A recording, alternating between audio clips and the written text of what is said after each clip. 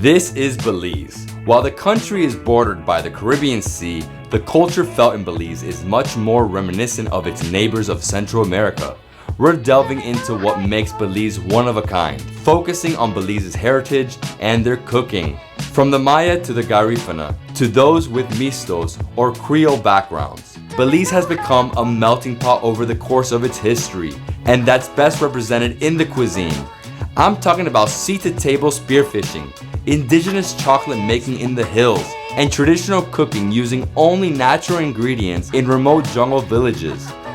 In Belize, there's something for everyone, and today I'm showing it all.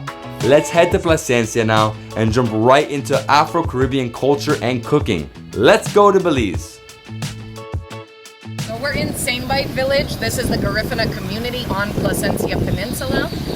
And we're gonna be going to the Obaso Drum School, and we're gonna be making an iconic Garifuna dish that's called pudut. So that's our plan for right now. Perfect. Pudut. Let's go right here. Hello. How you guys doing? All right, guys. This is Kim. This is Bobby. This is David. This is Nathan. I love your hair, by the way. Thanks. Your hair is awesome. Nathan is the producer. David, you know. They were the ones when I messaged them. They're like, we watch them on YouTube. No way. Yes, man. Every time, man. No way. Yeah, man. Oh, you're too kind. Serious thing, man. So what is this? This is a grater. This is what we do for cassava bread or grating the coconut to make the oil. It's been raining for over 125 years. This is 125 years old. Yes. 125 years old or more. Or more, yeah. So each rock has to be made itself. Yes. Put in there. Yes, you gotta tap it, break it to the size, and then tap it in. To make a sharp point that will create. And Very Bobby, sharp. what do they call this in the Garifuna language? Eggy. Eggy. Eggy. This is eggy. This is the gratin. So green plantain. Two per person. Two more. Now only three are we after all. Let's start with the plantain because the plantain it usually depends on the texture of the plantain. You can know if it's hard or it's soft. So with this one, it usually take about 20 minutes because the plantain is actually soft. So this will take about 25 to 20 minutes to boil. Just take the skin off.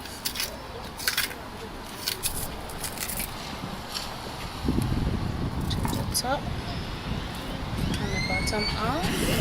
Put it into the water to wash. So how many of these are gonna do? And with that egg, we're gonna feed all 5 of us. And we're also having fresh snook. So the fish we're gonna have is fresh snook.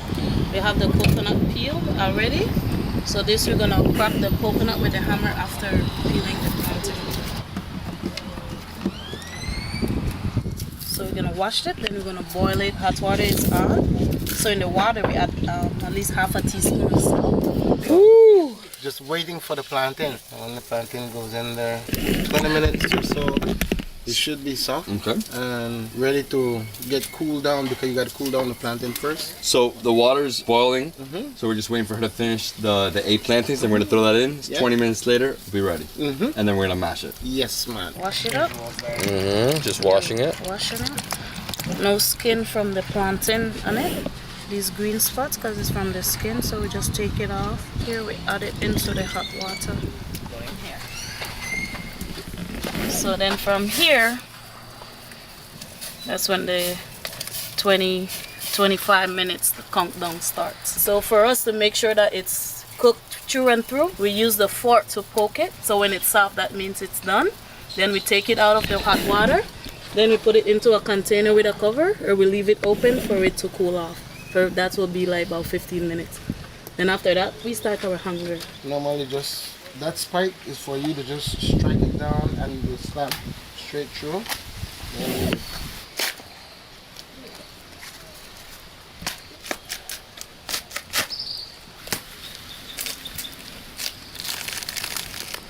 Wow. That's the husk, right? Yep. So this is what we cook with. It's funny, I've never seen that. Has a little face on it. Yeah, right? It looks like the Moana coconuts. East coast of Africa and then crossed over to West Africa and then came over to the Caribbean. Just sideways. Then it's, they're tearing it off. Yeah. Sideways. So I'm husking it. Yeah. This is like a life jacket for this thing. Ándale. Ahí estamos. Yeah. Listo. So here it is. I think Same about things. you did it. Slip it on the Same thing. side. And then I gotta like break it again, right? Yeah, the same thing, same procedure. Same area? Yeah, same procedure. Then you twist again, the same thing. Yeah. And you know. Right here. You do it one more in the middle. One more in the middle, huh? It's tough. Husking. That's how it goes when you work for your meal. Of course. I don't want to work for the meal. Oh man, it's tough. Okay. Like that, Twist rip it. Yes. You pull this guy out. So this is dead, right? So the coconut's dead and the husk is what it uses to like transport across oceans. That's a life jacket. As a life jacket. Here we go. Right there. Coconut. Good.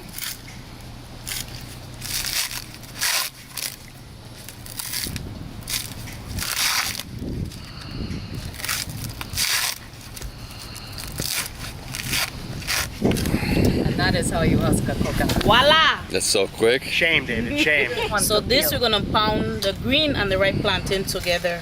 So this is just a sweetener for the green plantain. And you can tell that this plantain has been on the concrete for a while. So that's why the black spots. Because the green plantain, if you notice, it's already have a yellow color to it. So that means it's already almost close to finish. If we cook it together with the coconut milk, we won't find our okra, so we cook it separate. So that's why we just steam it along with the plantain. And then you add it to the And bowl we at add the it, end. yes, we add it into the dish at the end.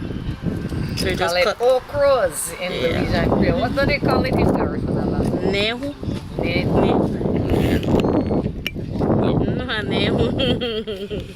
It's always that like what's it called? Sticky, Mucilaginous. gooey, yeah. Slime. Bumpshan. It's slime. Slime. This is But you know what's slime. funny? So we put it in there. Meat.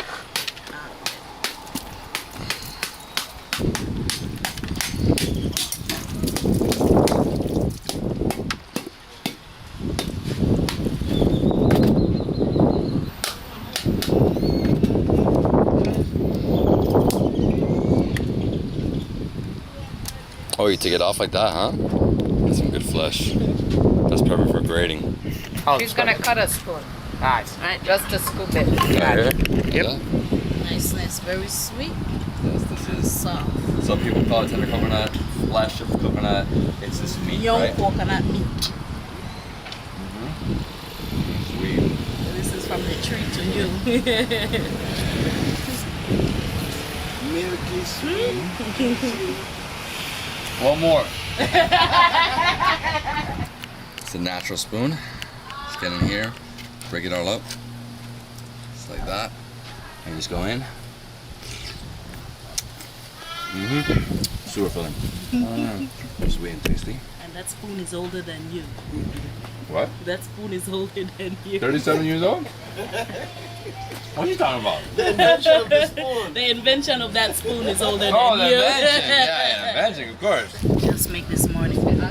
That's habanero, carrots, onion, and cilantro, and vinegar. The habanero. Yes. Smell it, hits you. Be careful. I'm gonna drink it. Yo. No, you can't drink this. It's too No. much. It's too potent. Dude, it's No, like no, no habanero. pickles. Oh, habanero. Oh. He's done. This is how they look when it's done. It's got a nice bright yellow color and it's soft. We still have to wait until it's all cool so that we could beat it in the hana. Now we're gonna leave this to cool off for about 15 to 20 minutes. After it's cool off, then we're gonna pound. But in the meantime, we're gonna grate us some coconut so we can make the milk. Yeah, make some lasuso. La susu.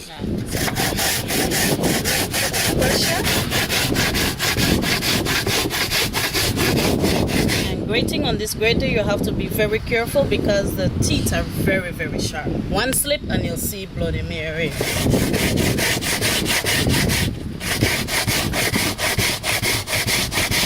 Coconuts came from when they came to the Caribbean. They've actually traced the genetic history of coconuts. I found a paper about that where they were tracing the genome, and that's why they know that there were two centers of domestication for coconuts, the Indian Ocean and the South Pacific. And the coconuts that are in the Caribbean, they came from West Africa. That's it, huh? Yeah, that's it. I'm just gonna bring it down to finish. Add a little bit of water.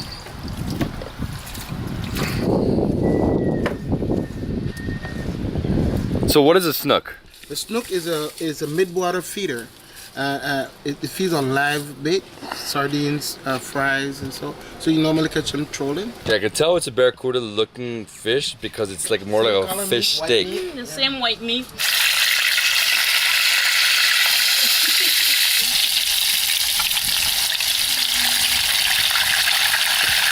Put a little garlic in there, you know. They're nice and brown. Bobby, you ready? Yes, man. Dude, I'm excited. It's gonna be good food. Yeah. Cooking hodot from scratch. We're going to string. So then you squeeze. So with this one coconut, we'll just do 2 squeeze. That looks so good.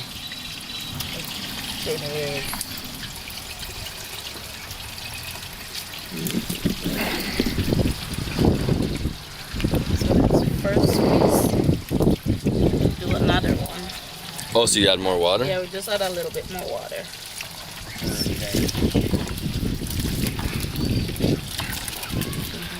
Pour it in here.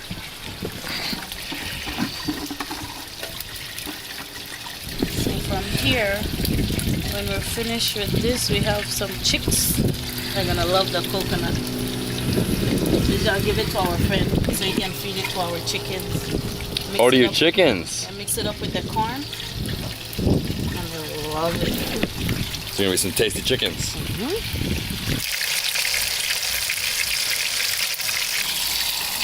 Over.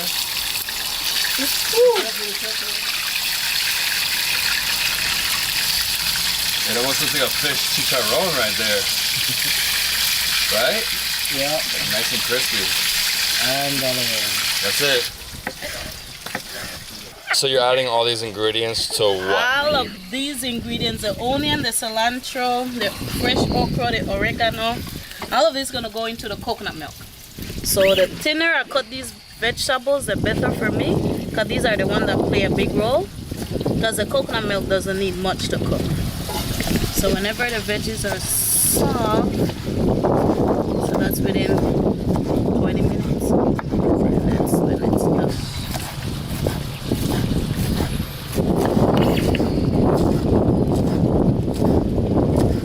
so now we're gonna put the veggies into the coconut milk. When this veggies is soft and cooked, the fish will accommodate the veggies in the coconut milk. So the idea about making the milk creamy is to keep it moving. You gotta keep it stirring, keep it moving so it doesn't get cuddly. You don't want to make coconut oil because when you leave it to sit, that's when they start going towards coconut oil. Put in the okra into the lasus, into the gravy, into the coconut milk. We didn't want to put it in there because we want all to fall in pieces. And these in for pounding. Now this is for the hodok part. Now we're gonna start slow because I don't want to spill our share.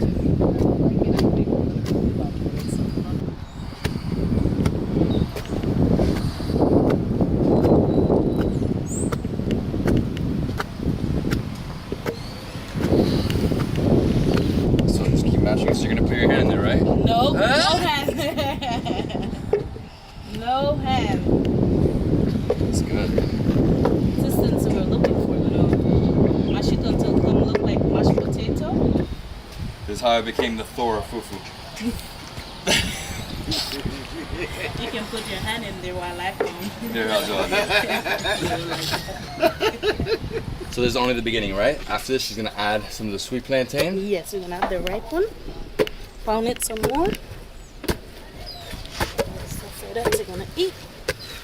So how long does it usually take this? 25 minutes? 25 minutes. Yeah. Oh, it's a lot of beating. Into the last sauce. So we let this sizzle for like 5-10 minutes and we will be ready to eat. So next up we're adding the ripe plantain. So put it in. Right there. So now because it's very soft, so have to be careful in it.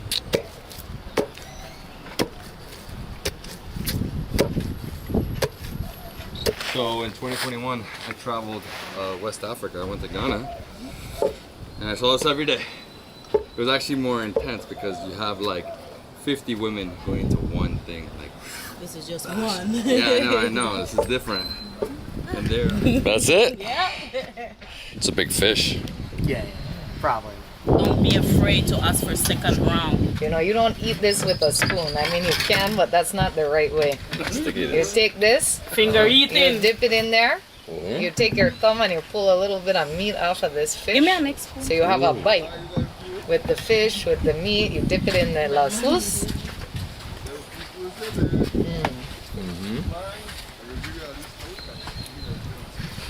I love the combination. Everything is fresh. It's a little sweet, a little fishy. Love coconut. Oh, and the okra too. Bite in here. Niceness. What a dish. So good, right? This is one of my favorite dishes in our country, is huduk. And it doesn't matter what your culture is, everybody in Belize appreciates a nice huduk. No, I love how you can just get I guess this is just smashed plantains. You just drench it or just let it soak up that coconut. All right, just like that. Dip it in there. Dip it in your la sauce.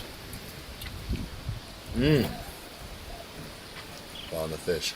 Fingers are made before forks. There's also a lot of enzymes in the fingertips to help break down food. And then, of course, I'm gonna throw some pepper. we have our pepper option. What they call onion sauce in Belize, but of course this is full of habanero. Uh-oh. Got vinegar to help cut a little bit of the richness. Maybe a little bit here. I'll take a tiny bit. We're just gonna put a little spicy vinegar on there, and it's gonna make a huge difference in the flavor. It's a really nice complement. I'll tell you, this is like happy food. Comfort. Happy hunger. It's the best dish I've tried in the country. Meti. Semente. Saneti. Semente huduk. I love the coconut. It's like a nice coconut soup. Huduk from scratch to finish. So how did you learn how to do this? Your mother, I'm sure, right? Grandmother. Grandmother. Peppa get you? Peppa read you? Wali LIE. Ali LAE. Learning your language.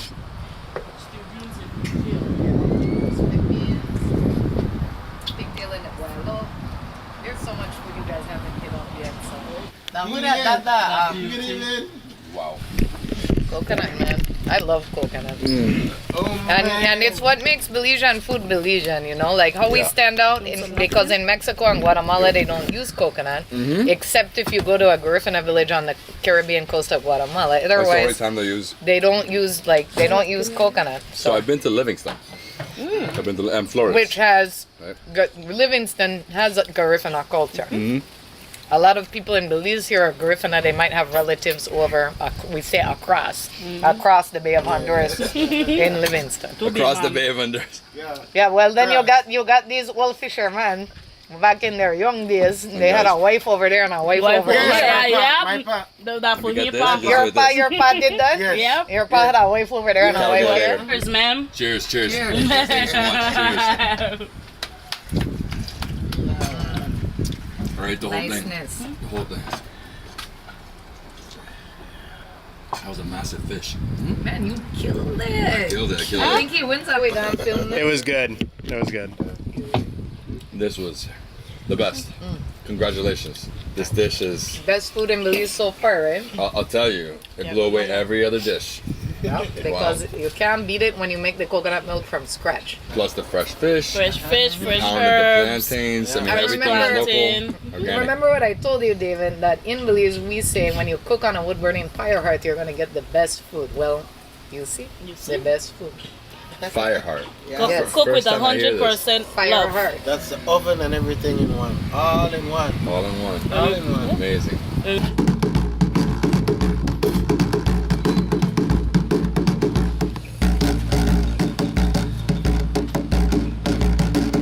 Come on. Better believe it.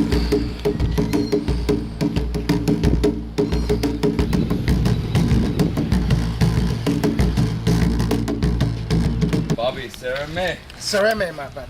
Sereme. That's Sereme. how you say thank you. Sereme. Sereme. Thank you so much. Doctor, how are you? I'm great. How are you doing? Good, good. So tell me, what do you guys do here at Taste Belize? Well, our mission is to make Belize a culinary destination, and we've been working on that for over 10 years now. So what we do specialty food tours. We dive into the culture of Belize through the different foods that each culture provides. And then we sell all Belizean products here at our shop. So that's our main thing, is to really bring the visitor into the heart and soul of what Belize is about. All our different cultures, our delicious food, and through that we're trying to bring tourism and agriculture and our fisheries all together and kind of uplift Belize economically and bring more visitors here to enjoy what we have. Oh, that's great. Placencia is a unique village. It was actually the first community in southern Belize to get electricity, and it was because of fisheries. So this is historically a fishing community. All the villages on Placencia Peninsula, which is 14 miles long, it's all about fishing historically. And so this village at one point had the second largest fishing cooperative in the entire country. And they were exporting lobster, conch, and fillet fish frozen right to Miami. And that was being distributed to companies like Red Lobster in the United States. After a 5-minute walk, we're at Carmen's. We're gonna try corn foods, which are things made from corn masa, the same dough that you use to make corn tortillas. So this is what we call a cool spot in Belize, which means it's fast food, but they always have a space with some shade where you can sit down and eat. A lot of this food is to go right out the door. People text or call, then they just swing by and pick it up. It's already ready. But for us, we're gonna get to sit down and eat here since we're not in any hurry. ¿Qué tal? ¿Cómo estás? Listo. Tengo hambre. Demasiado. So, garnaches and some salbutes. That's right. Salbutes. What we call corn foods in Belize. Anything made with corn masa is a corn food. So we're going to be starting with those. Yeah. Okay, the garnachas we usually fry it and we keep it for the day for our customers. You know, when they come, we just be ready because we're always busy. So this is the tortillas for the garnachas. I'm going to show you how to fry it, and then we are going to serve it, prepare everything on top, and then serve it through. This is the garnachas. We wait until the garnachas are crispy because it have to be like the corn shell for the garnachas. Fry it, it's crispy. This is ready. Getting ready. Okay, I'm going to move it from the oil. So you stack them on top of each other? Yeah, just with the coat in the oil. That's it. I guess there was Masa for the salad. retired couples, fancy couples, and then like millennial type, people like Adventurers. 25 to 40 is.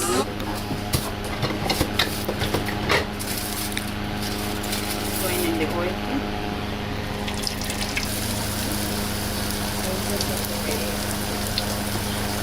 You know, it's another puri, bro. It's another puri. Well, Yeah, it's all but this really. one is with masa. Yo sé, esa es la diferencia. Pero So what is it? it's the corn tortilla, Yeah, it's a masa. corn flour. This is salbutes. We are going to prepare it with chicken on top. You want Let's do the whole thing, yeah. Okay. It reminds me of a puri, of a Indian puri, but this is corn flour that they do by hand, right? So that's the difference. Yeah. Chicken on the bottom. This is a shredded chicken with seaweed. And then we put cabbage on top, and then the salsa pico de gallo. And then if it's a choice for you, if you want the habanero salsa. This is the habanero Yeah, salsa. that's the habanero. Beware of that. Beware, huh? Yeah. Oh my gosh, like popping. Uh-huh. I'm gonna get some for myself. Okay, I'm going to sprinkle some in 1 or 2. Hey, do One? do one. Anybody else wants Yes. slice? Okay, So I will dos. put it. Okay. Okay, so these two are peppers. This is called the garnachas. These bring beans, refried beans on top of. These are the ones that we just fried just now. Garnachas, the crispy corn shell. This is cabbage. The same cabbage that we just put on the same salvute. Pico de gallo.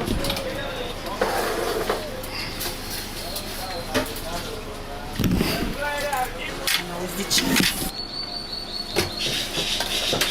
Okay. So this is the garnachas. If you want somebody hot sauce again. Yes, at least one. You too? Two. Okay. Garnachas. So I've had something similar in Latin America, like tostas, you know? Tostadas. Tostadas, yeah. The Very, very tostadas similar. is a difference that this is like vegetarian, but the tostadas bring chicken, the same shredded chicken, the same procedure. Chicken on top, and then the cabbage, the salsa pico de gallo, and cheese. But you bring, this is like vegetarian tostadas. But if you want it with chicken, You got it. yeah. We'll go vegetarian today. I could do 2M. No, it's good, it's good. Garnaches, salbutes. Got it. So how do we start? Let's start with the garnaches. These are really nice and crunchy, and this is such a classic snack in Belize. It's like 2 in the afternoon, you want a little something. This is what you're gonna get kids after school. You know, just a quick little fast food. Habanero and the pico de gallo. So me and her are spicy addicts, so here we go. Love how thin it is. So easy to eat. It's like a mountain of cheese. What kind of flavors you tasting in there, David? Tasting spice. Tasting nice beans. The corn is nice and crispy. I've had a bunch of these in my life. My mother used to cook a lot of stuff like this because I mean, it's why we have some very similar, right? Everything is corn. So we have these like tostas. We also throw some chicken on top of it. You said that's not the way they do it here because this is veggie, right? Yeah. But if you add some chicken, it's all good too. The spice level is perfect with the habanero. Very, very hot though. With the heat outside and this, whew, I'm ready for the next one. These are my favorite, and Carmen is famous for these. And hold it carefully because it will drip juice all over the Very damn nice place. taco. Follows so easily.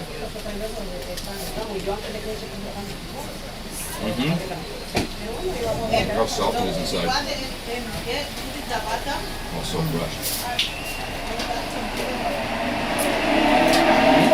Your first salute. My first salbute. It does remind me of some of the dishes I've had in India. It's very similar because they use a lot of oil in India. Right, yeah. A lot of oily. This is a burrito. Burrito, we put the refried beans on the bottom. And then this is beef that we are going to do. Same thing like stewed beef? Yeah, that's still beef. This is the lettuce. And pico de gallo again. Pico de gallo. Now, shredded cheese. This is a burrito. We wrap it. And some the hot sauce that always there in the Belizean food. There you go. And we are going to wrap it. This is the burrito. It's massive. Okay, so where are we going next? We're going to Omar's Kitchen. This is a famous Belizean Creole spot. So we're gonna get some Creole style seafood. Seafood in Placencia. Omar's Creole Grub is in its second generation as a family restaurant. So the son Omar now owns the restaurant. The parents named it after their baby boy when they started it. He was just an infant and now he's running the place. So we're gonna meet him. Omar, this is David. Welcome. Thanks for coming in. We do seafood here. I'm ready. Lionfish tacos. Lionfish tacos. Lionfish tacos. That's really great because lionfish is an invasive species. So this is one way to kind of try to combat them taking over our reef is to eat them. And so that's what they're doing right here. They're helping to support sustainable fisheries. Next for these shrimp. Oh yeah, for these like Yeah, jumbos? these ones come down from the south, down in South My Stream. district. And I'm just putting these in some dry blend here that we have. Then we're just gonna basically dump these in the garlic and butter sauce, okay?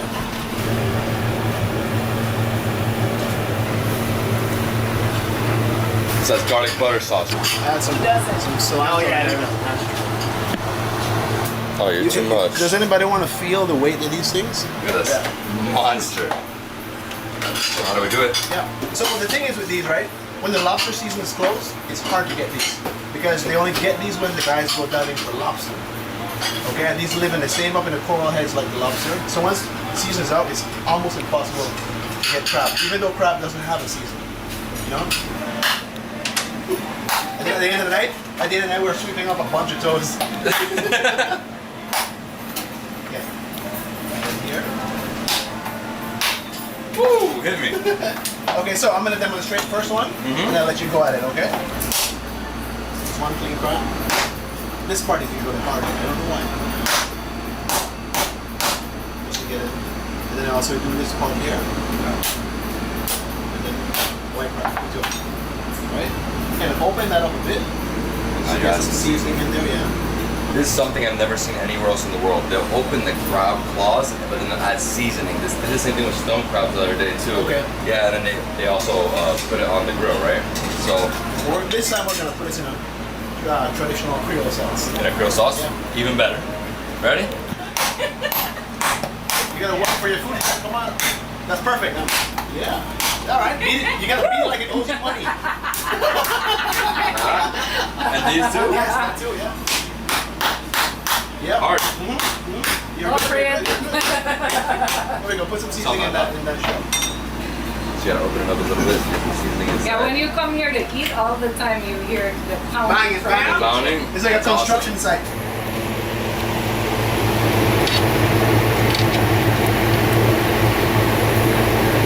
And then also some coconut oil. Everything's better with coconut. Oh, of course. A little bit of soy sauce. You notice this sauce is red, right? There's absolutely no tomato in there whatsoever. None. This is the secret. This is called recado or achote. This is a Mayan-based ingredient. There's two main plant ingredients in there called, there's corn and there's anato. And with that, they create like a blender of this paste that you see. Yeah, it almost looks like a tomato paste, but Yeah, it's not. You want to give it a smell? Yeah. It's nice and smoky. That's interesting. It smells great. And that's the base for our Creole sauce. Oh, wow. I chose this, so I'm just getting a little bit. I don't know. It's mild. It's not even like mild. overpowering. Yeah. Yeah. I want to see what it tastes like with the crab. Yeah. We're gonna do here. We're gonna just turn this over. So the other side. Oh my gosh. It's a beautiful crab. This crab is today old. Never frozen. Here we go. First two plates ready. Lionfish tacos. Confidence.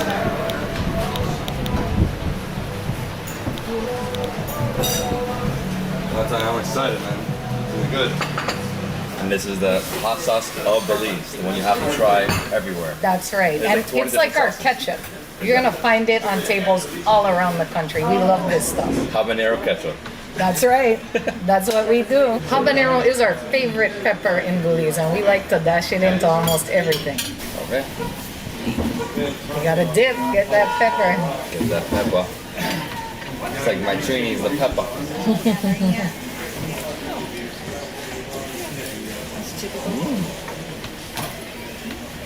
This is a different confit, right? I like how the batter is. Nice and crunchy, fried. The inside very, very soft. I'm feeling the hot sauce. It did say comatose heat level. Man, heat level, look at that. It's like 5X's. mean, it's not so bad, but once I feel a sweat, it's the best bar food. In Belize, we call this a boca. Conch ceviche, conch fritters. This is what you eat while you're drinking a cold one. We're the same in Miami. Go to the sports bar. Exactly. Conch fritters. Can't go wrong with conch. Yeah, we're, Miami next to the Bahamas, conch is king. I'm gonna add some more, guys. Alright, this is my favorite conch ever. Touch and the fresh seafood. You want some of this too? Good stuff. Give me some of those sauces there. Some of the sauces there.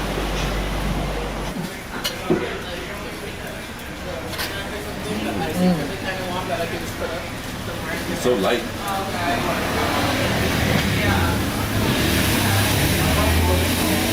Good fish. I wouldn't even notice what this is. You didn't tell me it was that. Lionfish is really light, It's not an oily fish. It's kind of light and flaky. It probably would be more popular if it wasn't so hard to clean because you have to be very careful not to cut yourself on one of the venomous spines on the lionfish. Nice thing. But you can just get your hands in there. Let's do it like this, guys. When I eat shrimp, I eat it always like this. So I grab the tail, and then you start breaking off the whole shell, pull the head off. I usually go in. There's always some juices in there, right? That's where all the flavor is hiding, right? Garlic butter. That's why they cook it like this. That is nice. It's a massive prawn. A lot of meat. That? This is where we see whether you did a good job cracking these claws earlier. Did I do a good job? I guess we're gonna find out. Not really. Look at this. Stop. I've been cracking like this. That's why we have more. You got a cracker right there. You can get in if you really need to. Need to. That's the only thing with crabs. Sometimes Not for me, so easy to eat. No.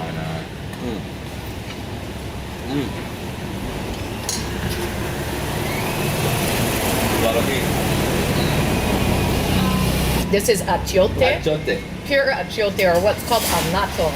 So if you go to southern Mexico, Guatemala, Honduras, food from all those regions and Belize, this is everywhere. And because it is an indigenous spice, so it actually grows on a shrub. The Latin name for this shrub is Bixa orellana. And the little tiny seeds, they're covered with this bright orange paste.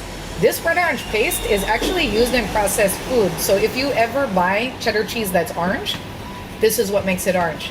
When you buy like margarine, if you buy margarine, which I'm sure you don't, it's what makes it yellow. It's a natural food coloring, but it also has its own flavor. And so this has been used for thousands of years across Central America and Southern Mexico as a flavoring, as a seasoning. So when you come to Belize, here we're making a dish, this Creole-style crab. It has the indigenous anado that's associated with Maya culture. It also has coconut oil in here that you can taste, and that's associated with the Afro descent aspect of Creole culture. So this is bringing the Caribbean and Central America together in one dish. Where are we going? Which way? We're going this way. We're gonna head down and check out a couple more spots, see about some food, see about some drinks. More food and drinks? Brewed awakenings. Let's go. Sorry, I just like flew up here. That's fine, man. Coffee. Give me some good coffee. But we're doing seaweed. Smells good. Hello. Hi, how are you? Good evening. Doing well, how are y'all? Seaweed. Yes, seaweed. Okay, so what we use for our seaweed shakes, seaweed, the coconut milk, vanilla, sweetened milk, and then our base is whole milk. And that's basically with a little dash of nutmeg. And we do freshly grated nutmeg. We add them in these little containers for easy use, and then that's basically the process. And now I'll take you through the process. So we're gonna add our seaweed into a container, and this is our hot water. We're just gonna add enough water to submerge the seaweed entirely.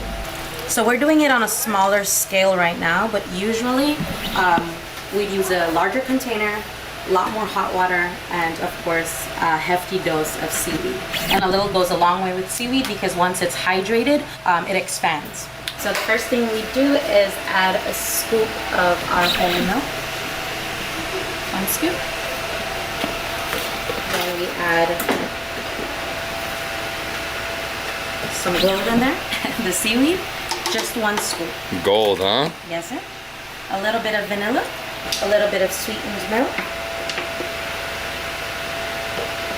And then what we do is add a little bit of our grated nutmeg.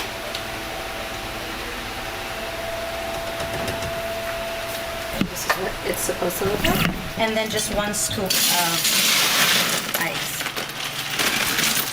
That's great. That's it. Smells amazing. And then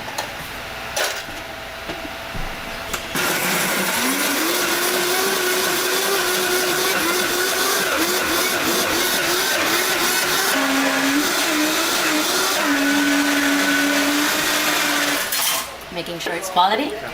And then we add to our biodegradable cups. It should have that thick, rich It's super thick, huh? consistency. It's almost like ice cream. It does look like ice cream. So seaweed ice cream. And it's a different type of seaweed, right? It's not this green seaweed. It's more brownish. It is. Actually smells great.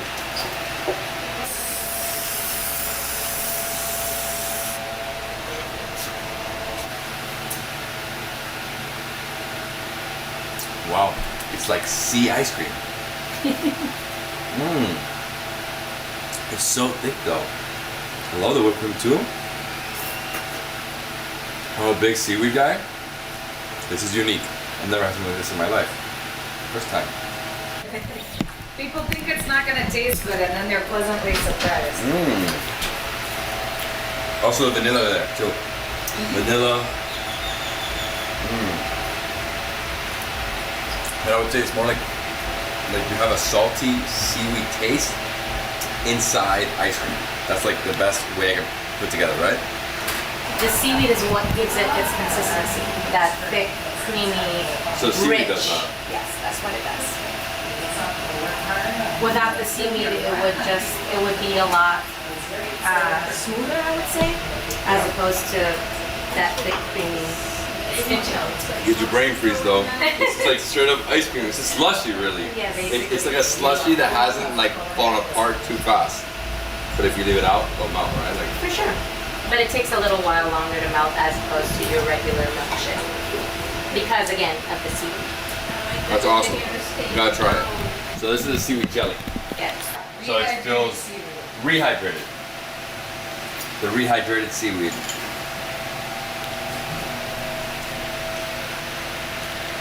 Not my favorite.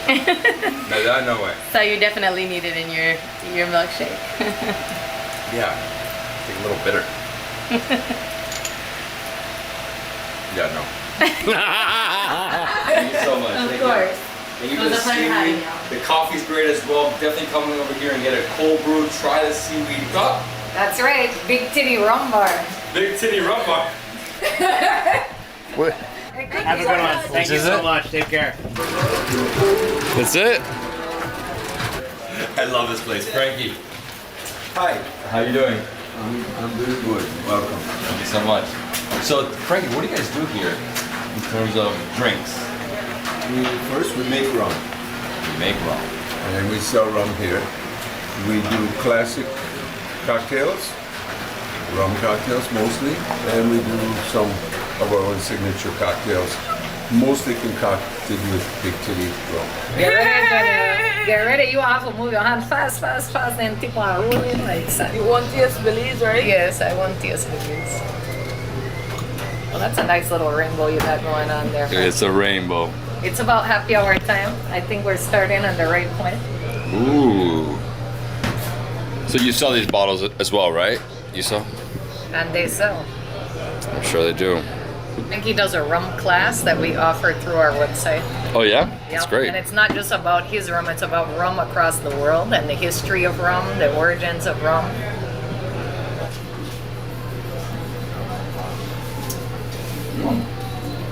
Nice. It's almost like a rum stout, like a dark, thicker rum. That's great. Cream liqueur. What's in here? It's all Belize spices. The mouthfeel is from the seaweed that you just tasted or saw concocted at Brewed Awakenings. It's got carrageenan in it, which is a natural vegetable gelatin. So that's mouthfeel. It also has creme fraiche. Those are the heavy body agents in it. It's got Belize rum, Belize chocolate, Belize coffee, Belize vanilla. It also has a touch of crow.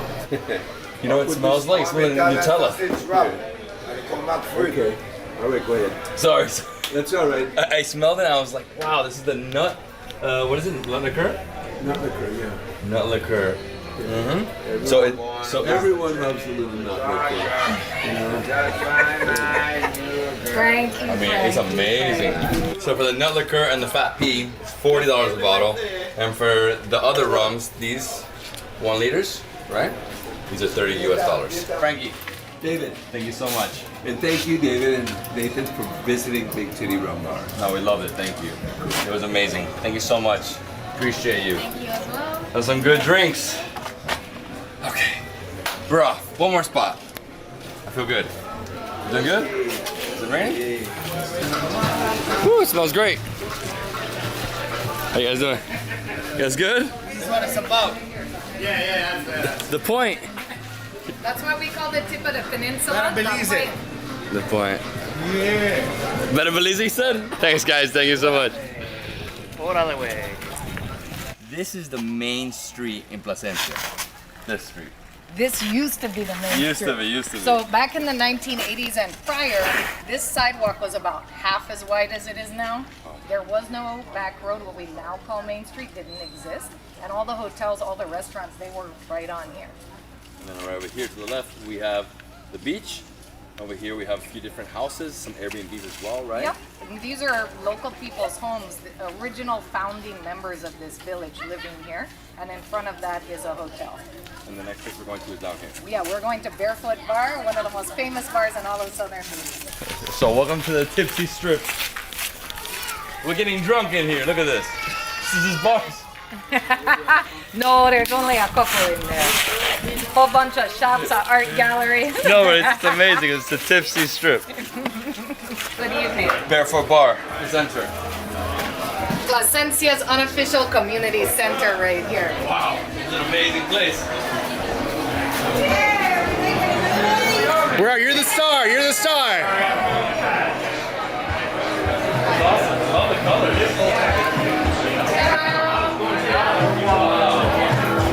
That is cool. Yeah, nice bar. So we have the bar here, we have the beach out there, we have tables, we have games over here. What else do we have?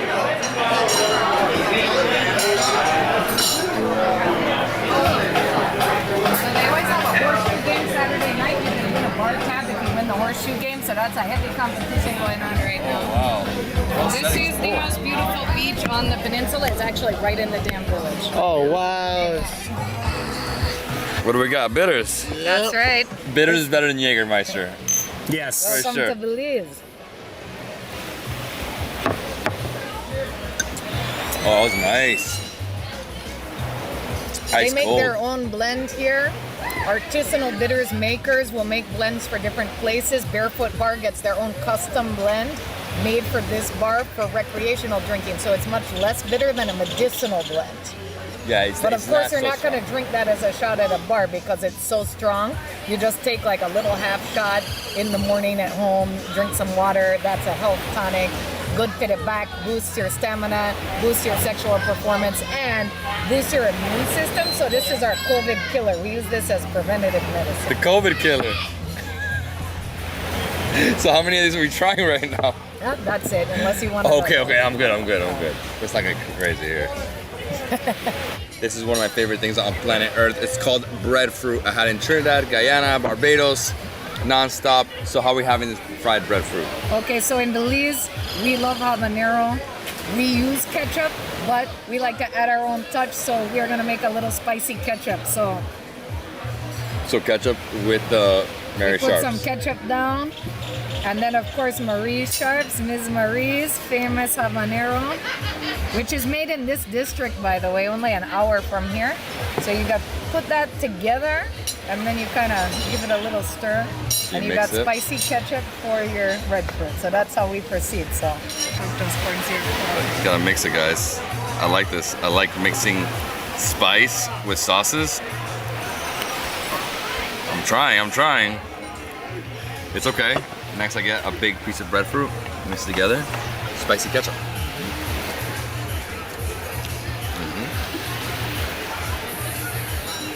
that's how we do it. And this ketchup isn't like industrial.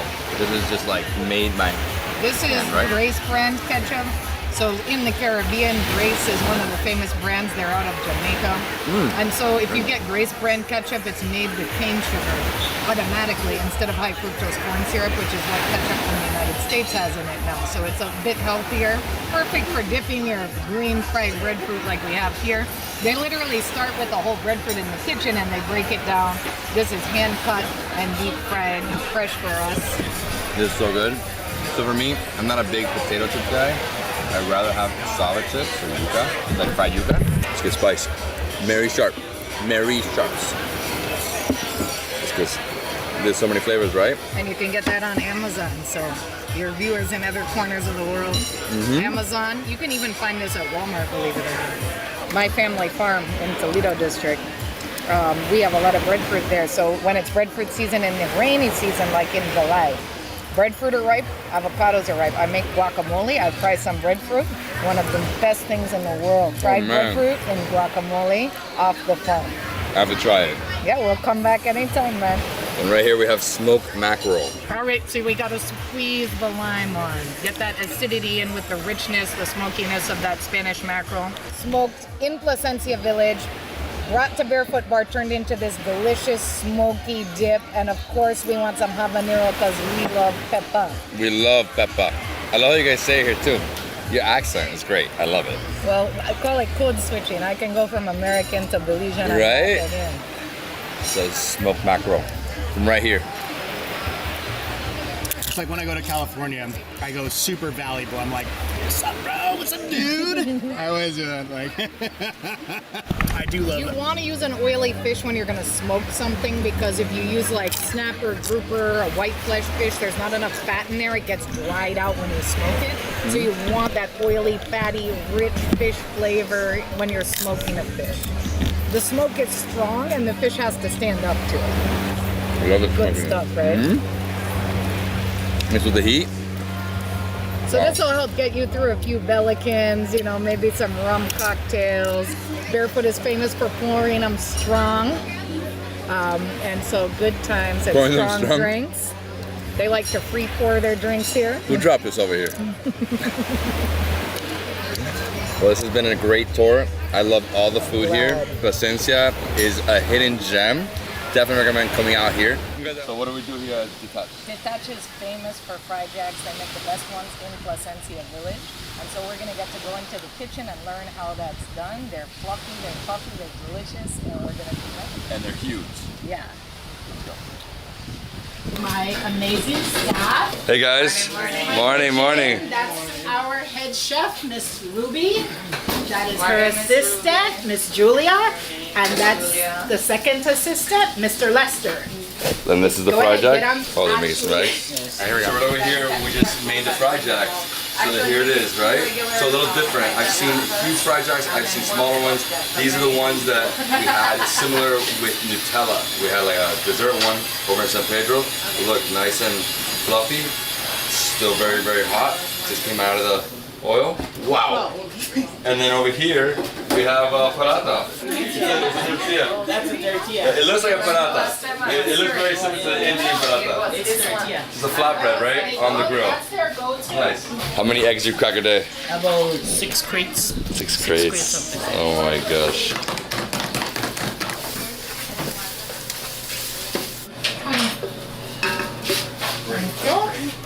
Fried jacks. You are just taking it off the top?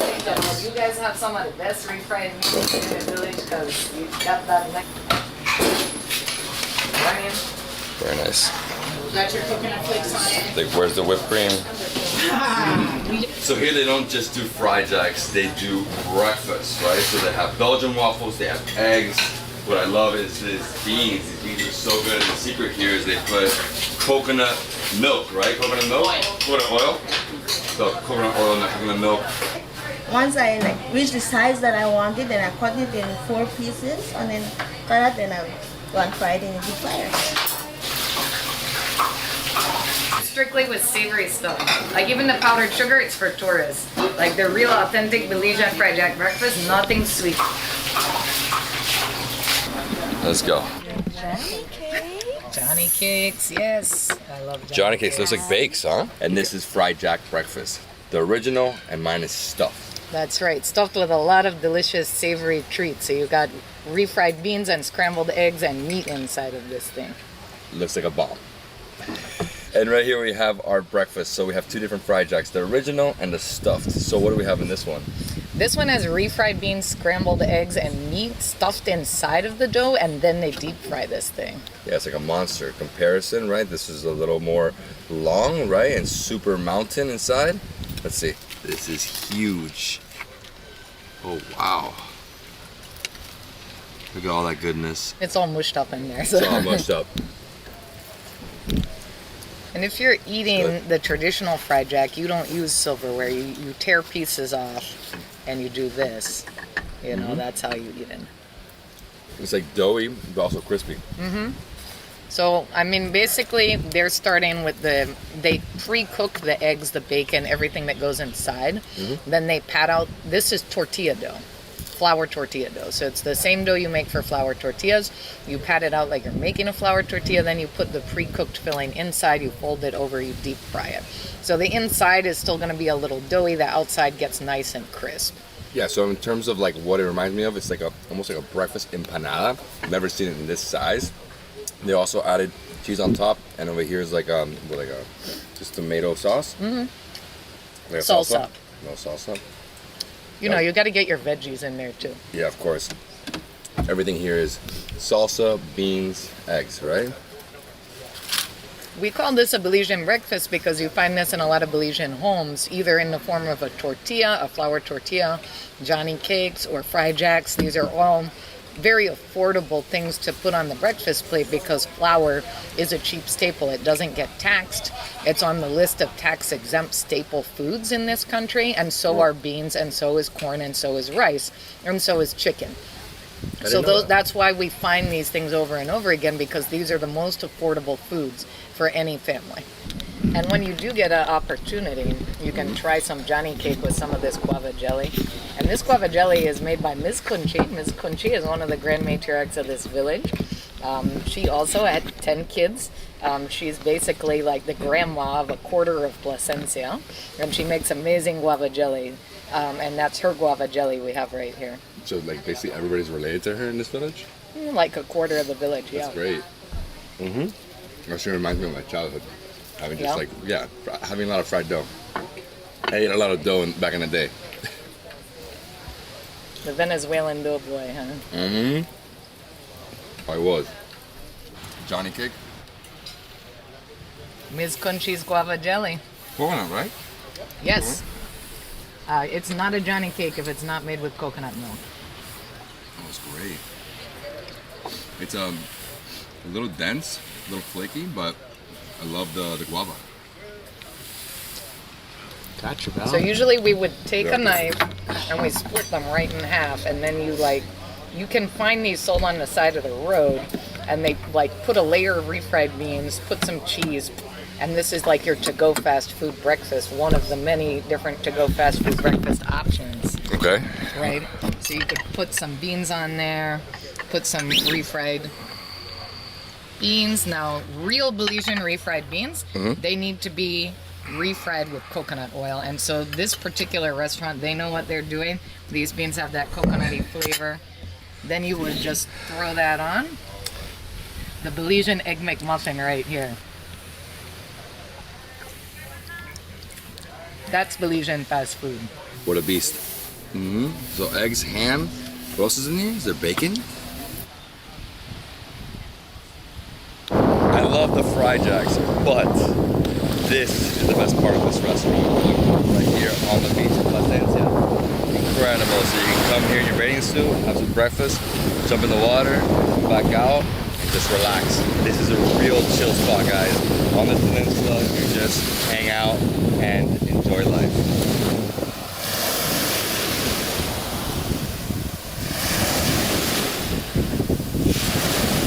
Carb barbecue grill spot. So what are you doing there? Lunch special. Well, I'm flipping some chicken here, bud. Got some chicken at the bottom and some ribs on the top there. So this is for the lunch special, right? Every Sunday. Yeah, this is for 12 o'clock. Yeah, that smells so good. Nice and smoky. Oh, yes. Nice and charred. It's getting there. Wow. Good chicken, some pork ribs, right? Yeah, that's some. Smells good, right? Yeah, heaven. So next up, we're going to a Mayan village to make some chocolate. That's right. And learn all about cacao farming. And we're gonna have a drink that's like pure chocolate, right? That's right. No yeah, sugar. We are. Let's go, guys.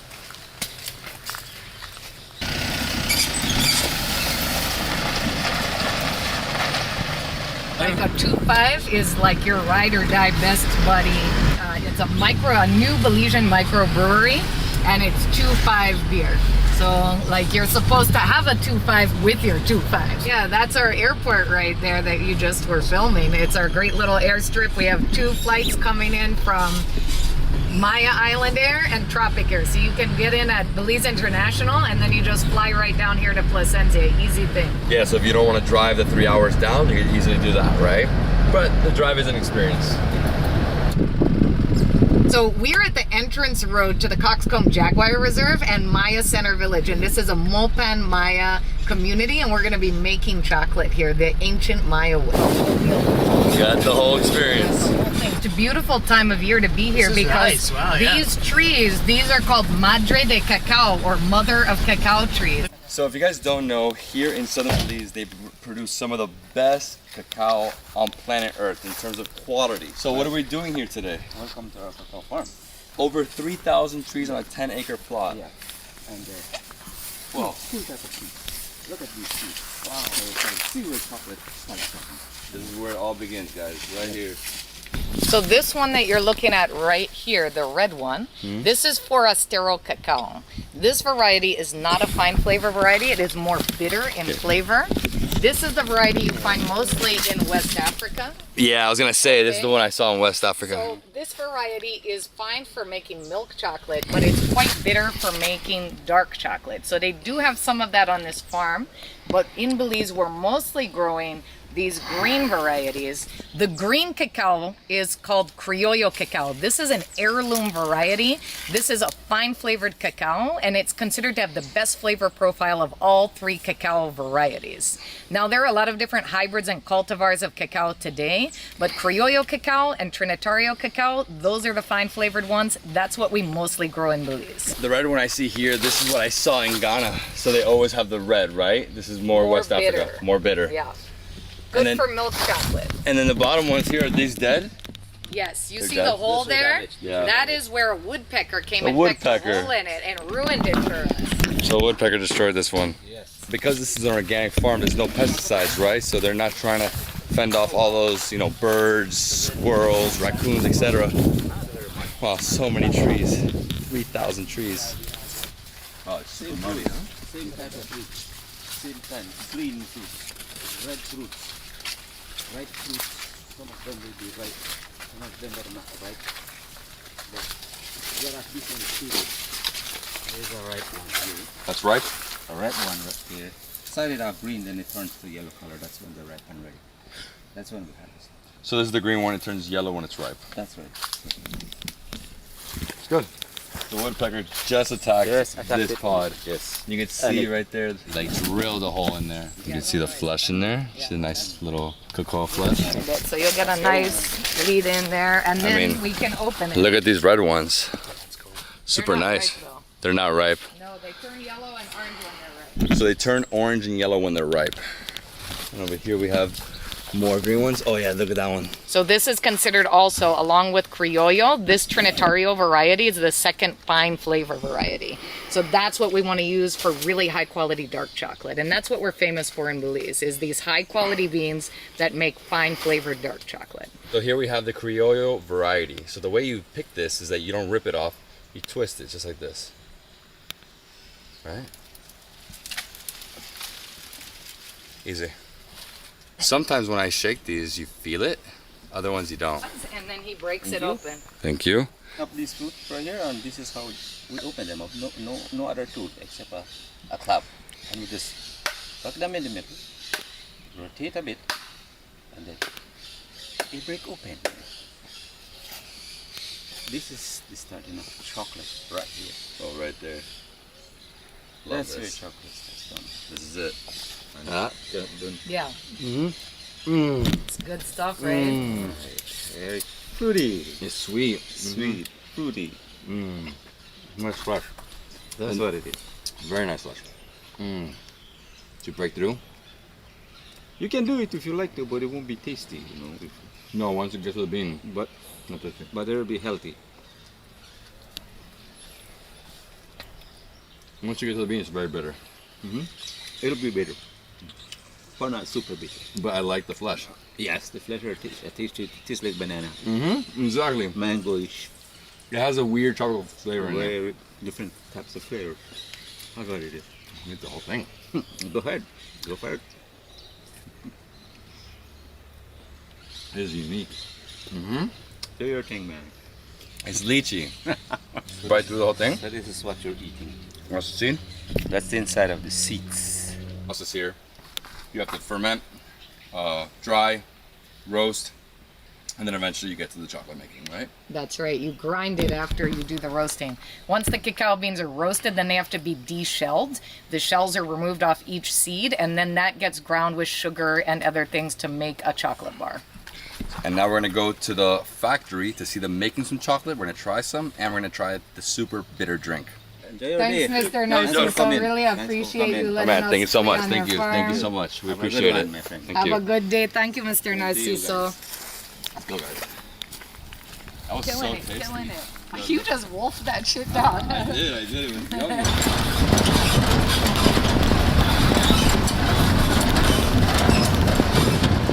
This is Southern Belize.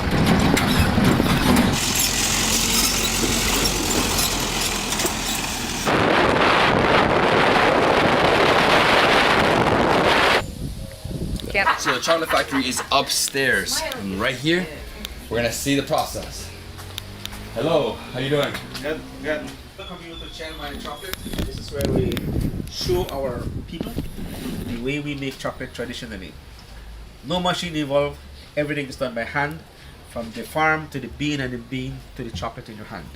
So I will ask my assistant Roberto Pop to do this for you, to show you how it's done, and after he's done, then I'll show you the other portion that we do. So Roberto, please join us as we show our good people here how we make chocolate traditionally. And are these chocolate nibs or cacao nibs? Yes. Cacao nibs? So these are cacao nibs. So this is after roasting. So these ones have been roasted here on the open fire. So these are all roasted cacao beans, and as you can see here, it's still pretty much with the shell. So these are roasted cacao beans with the shell. So what we do is we need to roast them, and how we get to this form is really that. So you can see here, what we can do is, so you open them up? yeah, we can crack open the shell. You can really see there's a thin layer of shell on there. And is this edible? I mean, it is. Yeah, but it is. Yeah, is it tasty? it's dark. It's dark chocolate. Yeah. It's like 100%, right? Yeah, you can go ahead. Yeah, you can try it. Yeah. So you can see this the bean without the shell. So if we do this now, you have roasted cacao nibs. So these are now cacao nibs without the shells. And this is what we will be using now to make our chocolate. So we're gonna make chocolate. So I'm gonna try it. there. Yeah, you can taste it. Yeah. So 100%. Yeah, that's 100%. So the most bitter you can get, Yeah. but also the healthiest. Yeah, so that's really healthy as it is. Yeah. So we have added some cacao nibs. So let's make chocolate.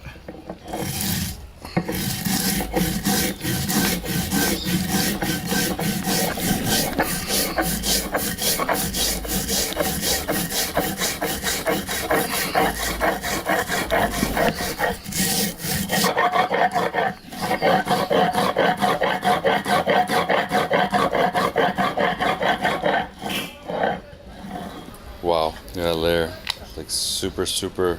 It's like melted. Yeah. My turn, huh? Yeah. So you want to place your fingers halfway there. Halfway, like this? Yeah. Thumbs behind there. Like a modern pencil, right? Yeah. We call this the Chocolate Fitness for Life program. You can eat all the chocolate you want, but you gotta make it yourself I mean, the from smell, guys. scratch using stone tools. You know, the aroma of chocolate coming out of there. Incredible. Stone tools, the traditional way, right? How the Mayans used to make chocolate. So I should get these like little pieces, right? Yeah. This is amazing. You can really smell that chocolate as well. No, I'm about to like lick this thing. Yeah. It's that good. It's like it smells so good, bro.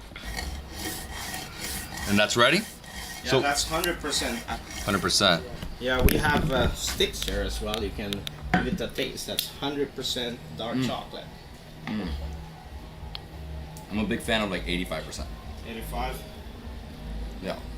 This is good, but it's intense. Yeah. Mm-hmm. And over here you have a few of the products, right? So they have 80% cacao. You have milk chocolate, white chocolate. You have cocoa tea. The different other products here. It's very nice. Wow. Literally can just lick this plate. It's that good. Volcanoes in Belize.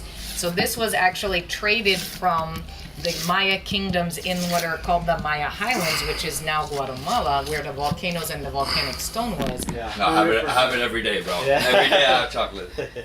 So 100%. 100%. From here, we're gonna add some sugar. Some sugar, yeah. So this sugar here is, we make it ourselves. So we do not buy sugar from the stores. We pulverize our own sugar. So when you taste our sugar, you taste different flavors from it. That's why for us, we don't need anything else inside our chocolate. Because we added that powdered form ingredient, what we need to do is we need to add some oil in there. So we're gonna take the oil. So the oil that we have added is, we have added chocolate oil, cacao. So we do some mixing, and I'm gonna do a little bit more grinding on there. What I love is that they're added sugar that they did themselves, or they refined it themselves, right? They didn't go to a factory. So it's gonna taste a little different. There we go. Wow. That's with the sugar. It tastes different. This with the sugar.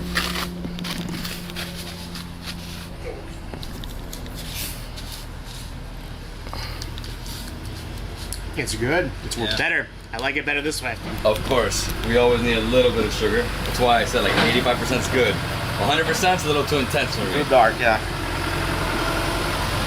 But it's healthy.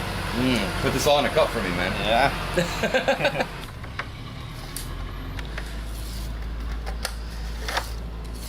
This is how you make chocolate bars.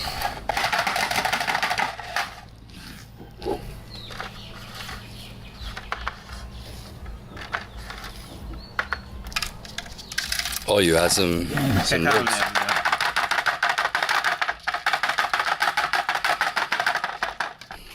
I'll go same here. So you place the cacao into the freezer. 10 minutes later, it's ready, and then we have chocolate bars. The chili chocolate is not something that is common that most people love. It's because they don't really understand what chili tastes like in chocolate. But this is how the Maya people have it.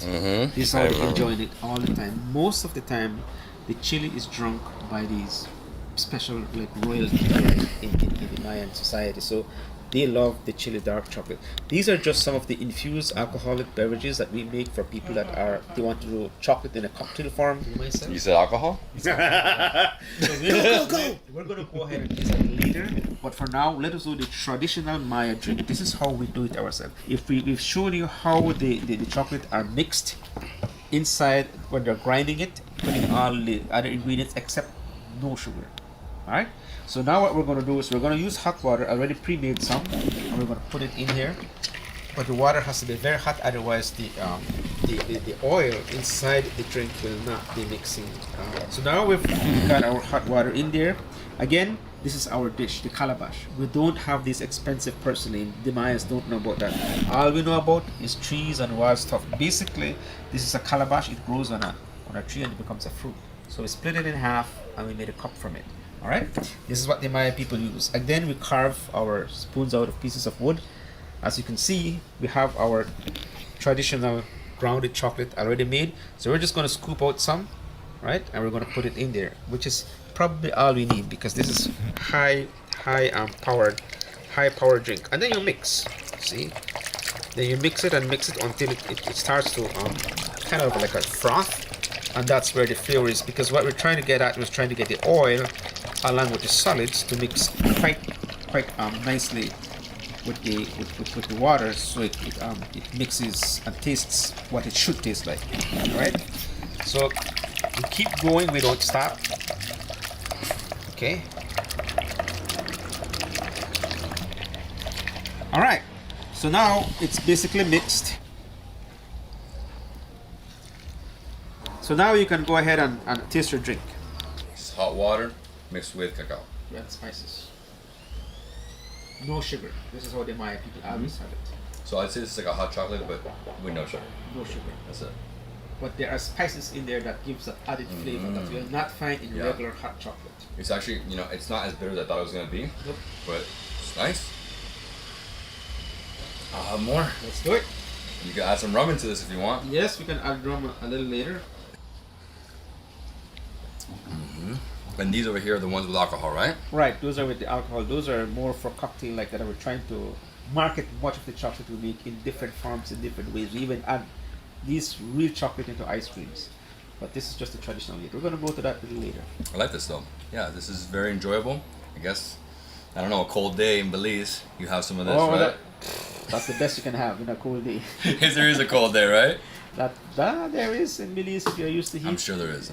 So the traditional drink that we have here is a drink that is a special drink. It's not something that you can just have everywhere you go. It's served in special occasions, wedding, ceremonies, get together, or when you have your grandparents come to visit you, because this is a special treat. This is not something that we do every day. Not like a regular store hot chocolate where you go and get it and then it's there. No, it's different. So this is still treated very special, very secretly among the Maya people, and especially because we treat it as a very sacred drink. You know, this is the drink of the gods. Oh yeah, it's really good. There's actually a lot of flavor in there. Rum in chocolate, but with my own mix and own flavor and ingredients that are still, I haven't signed $1 million agreement on yet. But this is what it is. So we call it Julio's chocolate teeny. It's similar to that of a chocolate martini, but a lot more better, right? We're going to give you a taste and look how thick it is. See, and then I want you to try that. This is the chocolate martini.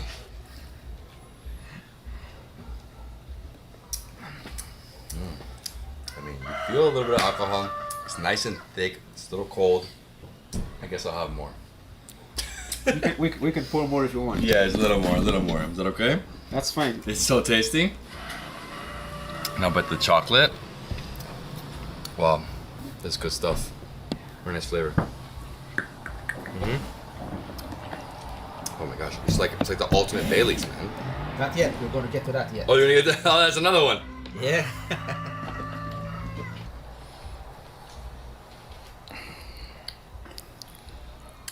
Oh yeah, that's really good. Yeah, a lot of chocolate, thick. It's good. I'm gonna have to finish it as well. See how nice and thick that is. We'll do another one. Yeah. Salud. Salud. I love the temperature, right? Nice and cold. You've had this, right? It's like a no. Yeah, you don't it has a much more like a milk chocolatey taste. That one. This is like, I would say like a nice creamier milky chocolate. Yeah, milky chocolate, creamier. So you just made this stuff? Just made it. Cheers.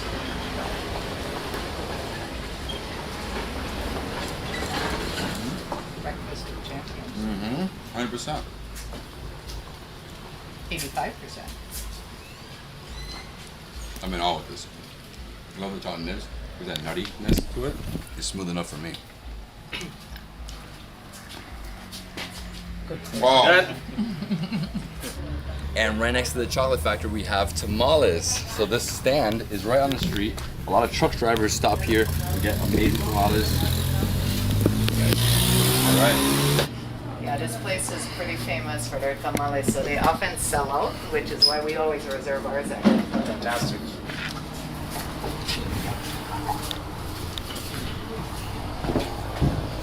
It's very similar to the Mexicano tamal, no? Well, in that this one is they put the waja and they don't put corn husk. And also we do our tamales bone in. So we have inside here a whole chicken wing. Me, this is very similar to the yaca in Venezuela. I grew up with that. It's a little different, but always made with corn. Here you said they use this leaf, right? So yeah, this is called a waja leaf, and it grows wild in the rainforest.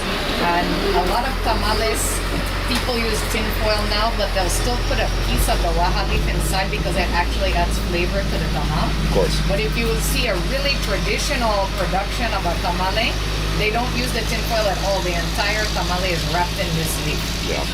But here they produce so many tamales every day that they have trouble getting enough of the leaf, so they do use tin foil. But the important thing, of course, is the flavor of the tamale itself. So here you'll notice the orange on the inside. That is, again, the pure annatto or achiote paste that you also saw in the crab. That is in here to give that flavor. Let's try this.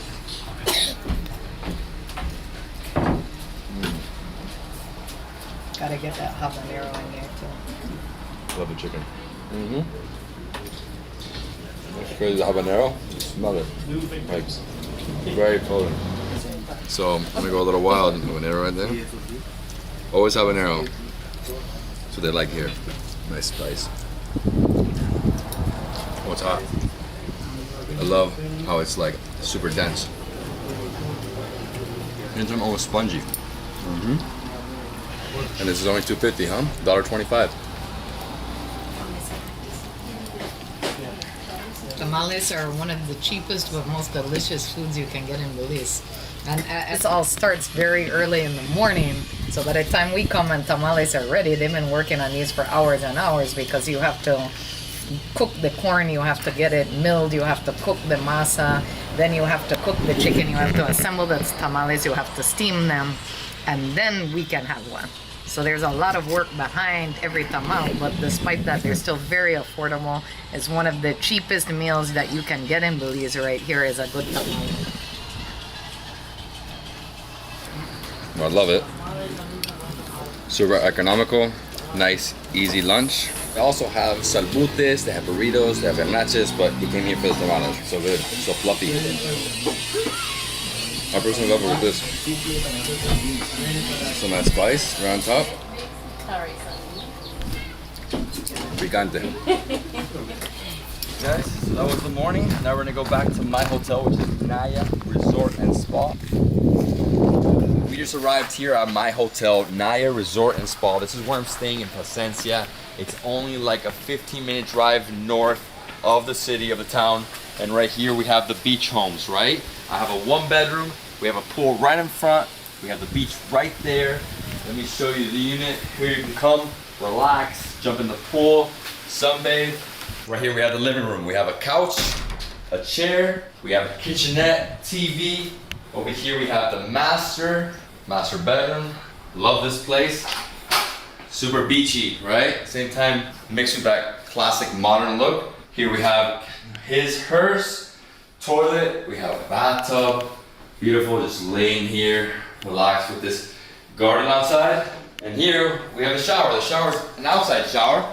So here's the shower, just turn it on. This is the only shower they got. This is what we gotta use. And we're actually really, really high up. If you see it from outside, we're like 15 feet up. And now let me change, because I'm going to the beach.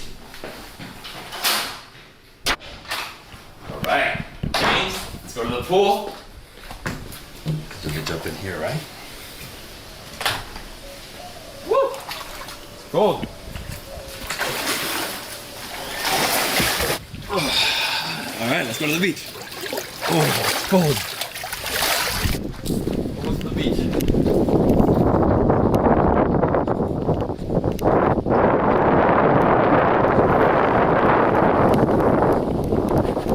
So So that was our day here in Placencia. This is Naya Resort and Spa. Definitely stay here when you're in Placencia. I highly recommend them. They have the 1981 restaurant upstairs. They have downstairs the bar and grill. They can have breakfast. They have the pool. They have the beach. Must visit. There's the best Belizean breakfast on the Hummingbird Highway. It's $3 Belizean dollars per tamal. And then also have over here some pepper. Said we have to try, so that's $7 Belizean for this hot spicy pepper. So I'm gonna take this as well. Take one of these. Okay, so 2 tamales. Okay. Tamales. So whatever this is, so 7 plus 6. Don't have enough here. And right here we have my tamal. Look at this, guys. Looks beautiful. So there's a nice gravy on top. It's a nice corn filling. The gravy that is on the top, in Belize we call it Call. Right here we have the tamal. So it's corn dough. They steam it in a banana leaf, so it gives it lots of flavor. This one has gravy and it has chicken on top, right? Ooh, it's nice and hot.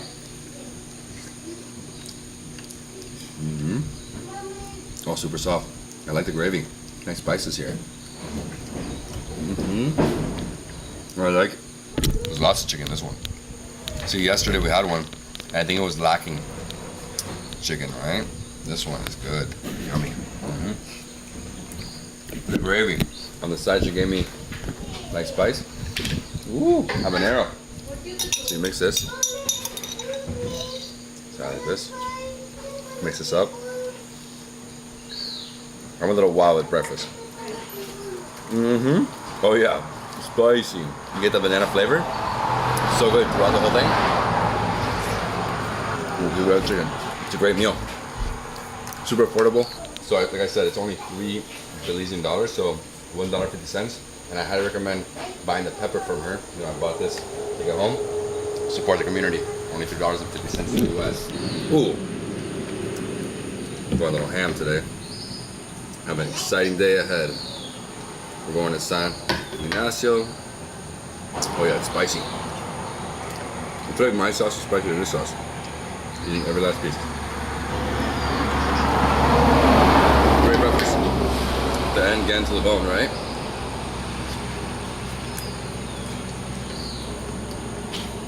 I love the gravy. That's great. Gravy's good. It's nice. It's a light gravy, very rich. And that's it. Done. And what I love about this place is where we are, right? Literally right here on the highway. So when you see this, Bertha's Best Belizean, 5 hot tamales. And this is Miss Bertha. So I think that's her daughter, of course. This is the highway right here, Hummingbird Highway. So no matter what, on the way from Placencia, making your way to Bormanpan, you'll see this place. That's it for Bertha's. Let's continue this road trip. I'm excited. Still have about 2 more hours to get all the way to San Ignacio. So Valentine, you said there's a lot of monkeys in this area, right? Howler monkeys and spider monkeys. Oh, howler and spider. Yes. Wow. The common one is the howler monkey. You can hear them from far. Very loud little animals. So I've actually seen howler monkeys in Costa Rica. When I went bird watching, I saw a bunch of howler monkeys. I've seen a few spider monkeys in my time too. It's amazing. It's amazing. I love it. Rainforest, monkeys. Yeah, and what I love about this country is its infrastructure. So the roads are paved, everything is perfect. Again, English-speaking country, and this, it's truly like changed completely from coast to mountains, and we're getting to a whole different section of the country. This is going to be Mayan culture, completely different from the coast, right? Plus, this is less touristic. This is more authentic. You're right, Dave. We are arriving in Belmopan. This is our capital of Belize. Belmopan, it's Bel for Belize, Mopan for Mopan Maya. That's Belmopan. I did not know that. So just, again, Belize City is not the capital of Belize. Roundabout here, you make a right, you go straight to Belize City. You make a left, you go towards the border with Guatemala, and that's where we're going, to San Ignacio. From this roundabout to San Ignacio, it's approximately 45 minutes drive or an hour at the most. All depends on the traffic. I stopped at a gas station here to see if they have any street food. Hello. Alright, so right here in the stall, they're making huge burritos. So they roll out the tortilla, right? Put it on the grill right here, little pan. It almost looks like the one they use for dosa in India. And then she keeps flipping it, she flips it, it's not pretty thick. And then from there, she puts it over here. And the burrito is very simple, right? It's beans, stewed chicken, they got cabbage, they have cheese, and then you can add some spice. And she's gonna actually give me a small taco because they have a very, very thin tacos, corn tortilla as well. And it's 3 for $1 Belizean, so 50 cents you eat. Oh wow, that one is so much flavor in here. And the stewed chicken, moist, like dripping. Oh yeah, this is great street food. For only 50 cents, definitely worth it. So she's not charging me. It costs $1 Belizean for 3. Mira, amiga, te dejo esto. Gracias. No, sí. Sí. Gracias. Muy amable. No. Always support, guys. Always support. Gracias, amigas. Cuídense. Hasta luego. And the cool thing about this area of the country is they speak Spanish, which is great. All right, let's go. Let's continue this road trip.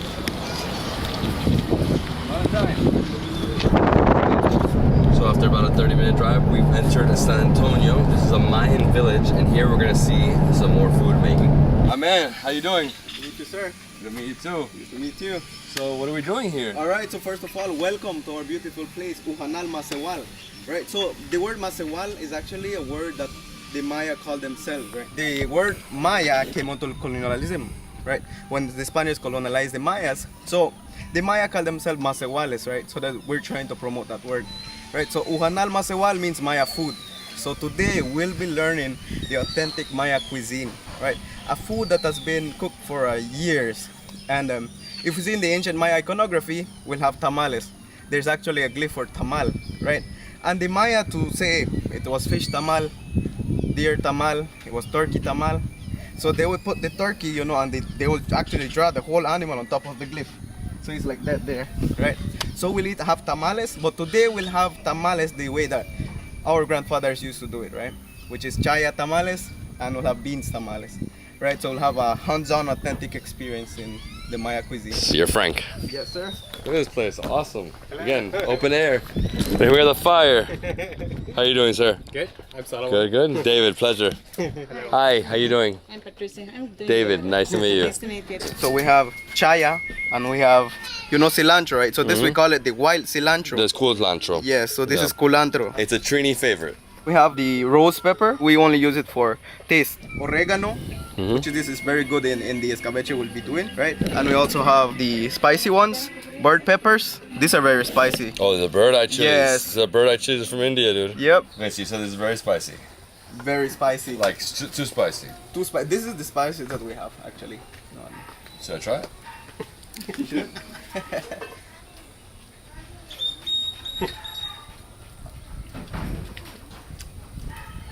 Oh yeah, that is spicy. Alright, now I need some water and some milk. Ooh. Oh, that's spicy. Today we'll be having chaya tamales. Chaya tamales. So we are starting with the macal. So we have the macal, which is raw here, right? So it is a root that we dig it out and wait for the tree to be like a year mature. And then from there, we grate it. From grating it, we add the spices, right? We have black pepper, salt, right? So add that, and then we fry it. So this is how it stays.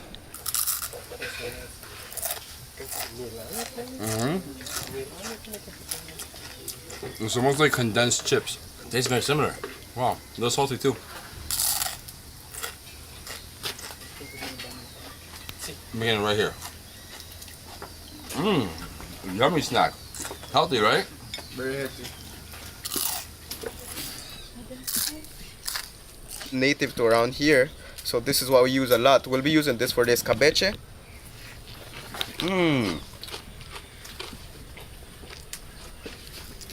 It's sour, but it's meaty. It's like an orange, but way more sour. I mean, I love the citrus though. So basically, we have the leaf that we'll be roasting, right? So this is just a demonstration of how they cook it, right? So we'll get the whole process, but here, as you saw, everything that we try to collect from the tree, we try to use it, right? So the stem from the leaf, that is what we use as a cushion, right? And then from there, we add some of the leaves left over to put at the bottom. right? And then put the tamales on top. So right on top, then we cover it with another leaf. So that gives it like a smoky taste, right? Yeah. So from there, we add some water to steam the tamal. So you're steaming it and in banana leaves always. Yes, right? yes. So we have the masa, and then from there we'll cook it apart. And then when the corn dough is cooked, then we'll just bring the chaya and mix it together, wrap it around, and cook it from there. Fantastic. Right? And then this is going on top of there. This is going on top of Alright, there. so can I do it? Yes, sir. Sure. I'm cooking for the first time ever. Rocky? Sir. It's shining water now.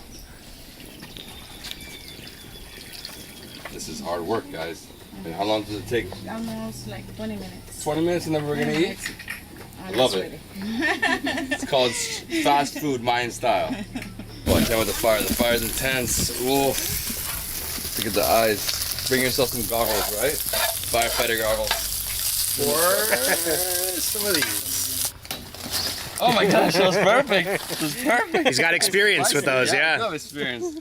He's chopped a whole tree. So this is a banana leaf. Whole banana tree. Yeah, we will be doing. I love this. Yeah. This is like in India, we use this as the plate. Oh, you know? yeah. In southern India. Okay, Tali. Woo, he's roasting it, bro. Slowly till the color changes. Never seen that before. I've never seen anybody roast a banana leaf before. That's the first for me. That's it? Maybe this is the size that they will be using to wrap the tamales. We are making an onion sauce. We roasted the pepper, added some lime juice, salt, and now we are crushing the pepper. And that's it? Yeah, then we add the onions. Here we have the onion sauce. You're just cleaning the banana leaf, getting it prepared for tamal. I am mixing the masa with the chaya. It's already cooked. And now just to mix it good, and then I will make the little dough. So first we start with this. Okay, like that. We cover it. Mm-hmm. And Basically press it down. mm-hmm. And then you press both sides. And then you close it, right? And this goes like this. Yes. Like that. And it's There you done. go. My tamal. Mine's the square one. It's a straight square, dude. So what are you making there? Tomato salsa. And we will add some cilantro, some salt, and some onion. This is to have with the tamales. Tomato oil. Some cilantro. Add some water. Yeah, just try this. A little bit like wash the hand.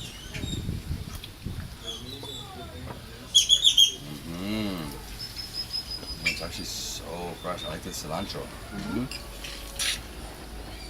Wow. Right here we have the tamales. The tamales is ready. Here we go. Lunch. Dry escabeche for lunch and chaya tamales. Thank you so much. Thank you. Appreciate it. Chaya tamales, and there is this sauce. We have onion sauce. We have tomato sauce. You can have it with your tamales and with. You know what we'd like to do is when we have our tamales, I would prefer it with The salsa? the salsa. It is very good, right? So just put it on top. It looks nice, man. Super fresh salsa. Yes, Made right here. freshly made, right? Open this up, right? Like this. It's different. Chaya, so it's more like a herbal corn. Provecho. Mm-hmm. Mm-hmm. Oh, I like it. Mm-hmm. Super earthy, right? Greens. Yep. Then this will give it a very good taste, right? When you mix the. Mm-hmm. The tomato salsa? Yep. Yeah. It's a nice burst of tomato. Mm-hmm. I love the textures on this one. It's actually a little softer than the ones I've had recently. Exactly. And this is spicy, right? We're gonna add some spice, right? Some onions, just like that. So this is habanero, not that bird pepper. Bird pepper is spicy.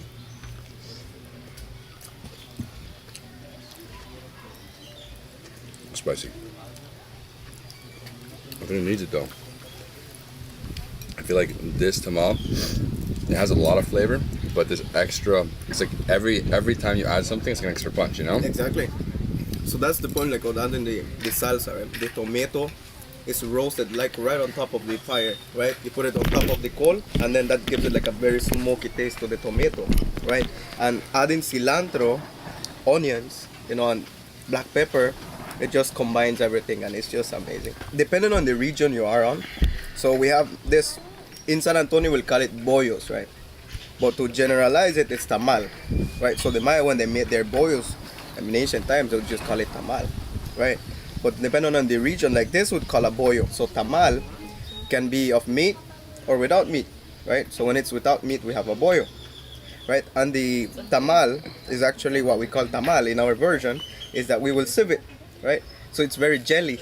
The tamal is very jelly, right? And it has meat inside, and it's a little bigger, and it's puffy, right? So bollos is basically hard, just masa and chaya. Vegan version. Vegan version. We started with the tomato. So the first process we do, bring the tomatoes, put it right on top of the coal, right? And it stays a little black, you know, it starts to cook, and then add a little coconut oil on top.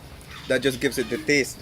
While it's on top of the coal, it gets black and it gets very smoky, right? From there, take the peel off, then add it on a plate, add onions, add cilantro, culantro, add black pepper and salt.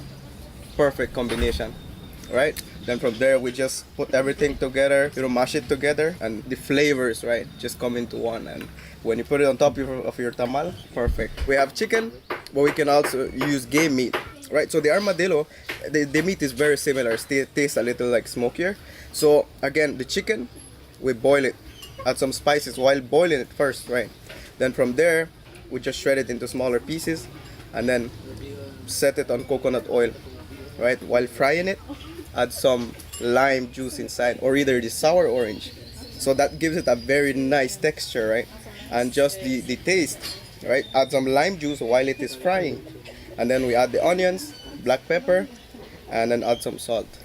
Perfect. And then we have it with our tortillas, served with tortillas, right? It tastes better, and the tortillas has a very very smoky taste as well. You know, everything that we cook, it depends on where you do it, right? You saw the fire heart, that gives it a very extra touch, you know, to the taste. The tomatoes, man, the smokiness, right? Yup. Mm-hmm. Everything made on the fire heart is better. That's what we say all the time. Fire heart.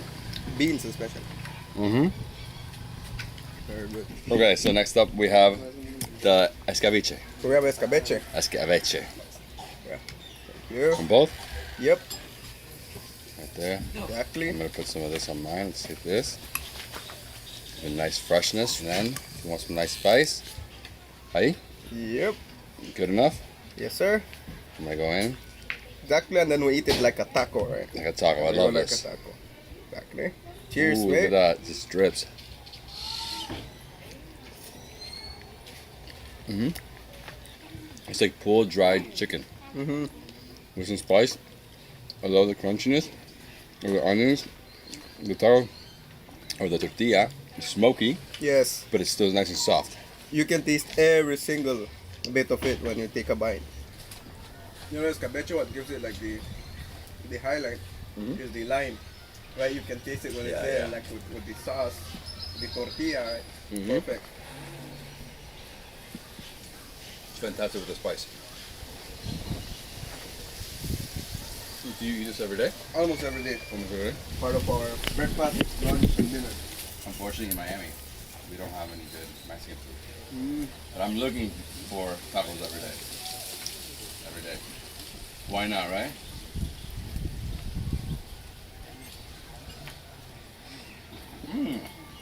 Nice lunch. I like the whole setting here. Open air. I would love to have this in my backyard. Yeah, man, chill. You have the garden right there. Breeze coming through. All the spices are local, right? It's all come from the garden. There's juice back here. So all our vegetables, everything you're gonna see here, actually we get it fresh from this garden and we take it up to the table. So what you ate, David, was gotten from here. Farm to table, Mayan style. So it's just a corn drink and it's thick. Yeah. Right? Oh yeah. It's like gelatinous in a way. Almost like a jello. You can add sugar in it if you like. This is good, but it's very little taste, right? So you add sugar. So add some sugar and mix it. Yes. Way better with sugar. Yeah, but it's super thick. It's gonna fill me up. It's really nice. It tastes exactly like porridge. I remember having some of this in Ghana. So really nice. But it's too thick, man. It's too thick. Hi guys. And now it's time to have some Mayan coffee. My friend, how are you doing? I'm doing great. Welcome. Thank you so much. I'm James. Pleasure. David, pleasure. Nice to meet you. Welcome. Thanks for coming. And welcome to the Oshmul Coffee Farm. Great place, the unique area for drinking Belizean coffee grown under a traditional farming system. Perfect.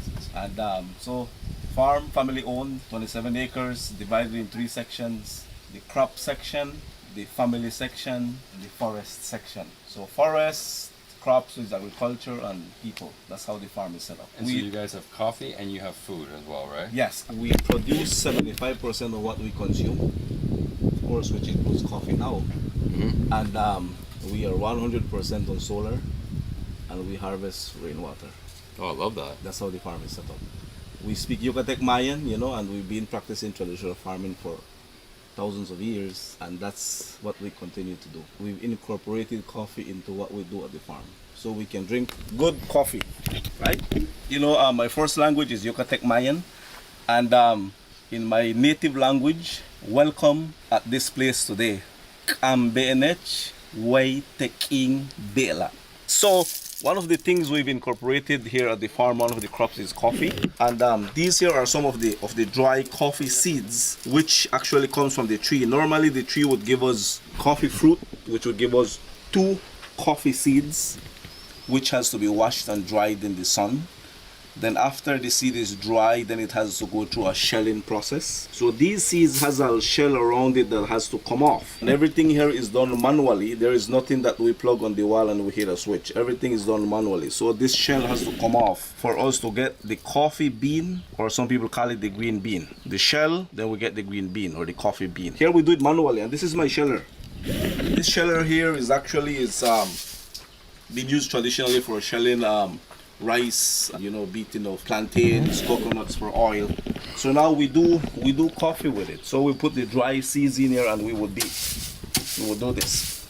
It's very important for the seeds to be dry so that the shell is separated. If the seed is not dry, what happens is that the coffee bean gets hurt and get mashed. You notice here, when we beat, it starts separating the coffee bean from the coffee shell, right? Check it out. Alright guys, let's do this. The Thor of coffee. What are you doing? Beating coffee, man. What did it ever do to you? Wow, you feel it after just 1 minute.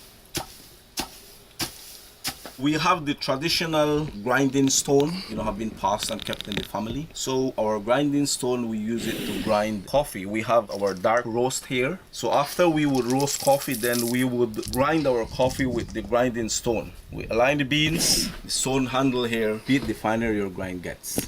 So you decide how fine you want or how coarse you want your grind. Sure. Grinding coffee. Struggle. Now, I broke it down, huh? Shouldn't ever lift it. So you just turn it on. Perfect. Look at this. Wow, look at the grind, man. Beautiful. Nice. Nice grind. It's good coffee. Coffee farm. So we have some of the coffee seedlings coming up here. We have 4,000 seedlings coming up on the seed beds. 4,000. 4,000 seedlings. We have them on 4 seed beds. 2 of the seed beds have shade. These other 2 do not have. We're playing around with the babies to see if they adapt to the direct sunlight. Because coffee needs shade for it to grow. Yeah. Some of the coffee already transplanted. These are 6 months old from being transplanted. He transplants them over here next to the fruit trees. These are some of the mature coffee trees we have here. This tree is 10 years old. So we have a couple of them around here. Our coffee trees, we have them spread around our fruit trees. And this is the kitchen. Yes, and here in the kitchen, here we have the Hello. beautiful ladies, my How are wife, you? my daughter. Pleasure, nice And to meet you. today, the ladies are going to show you on how, we prepare a Mayan dish. A Mayan dish? A Mayan dish. Everything from the farm. Leaf, the green chaya leaf, we just pull this from the tree. So from this, my mom was boiling the chaya leaf.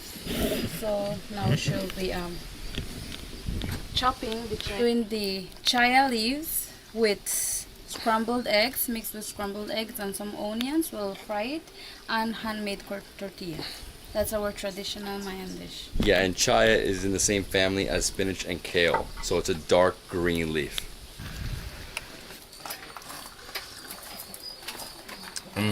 Just like I like it.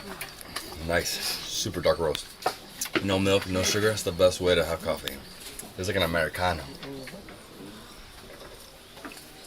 That's good stuff, man. James, congratulations. Delicious, man. Coffee from the Maya mountain range, right? Coffee from the Mayan gods. Yeah, just like that. That's how we make the masa, right? The dough? Yeah. It is tough.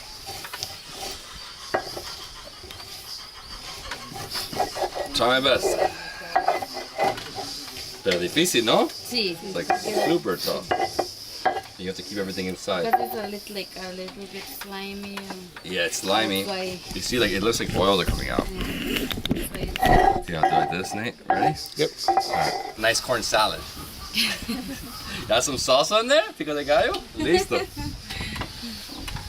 You have to like smash it, right?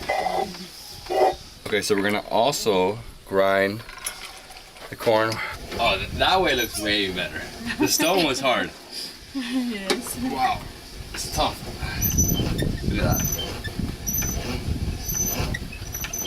Oh, no more. Oshmo coffee, Oshmo food. Coffee's great. Super dark. I love the chickens are like screaming at us. And this is sa. Sa. This is a corn drink, but this one's not as thick as the one we had earlier today. So get this like this. Right on top. Chaya, right? So let's get some of this. The sweet potatoes. Super soft in here. I'm just gonna add some spice. They're saying it's super spicy. I don't know, man. I don't know. Let's see.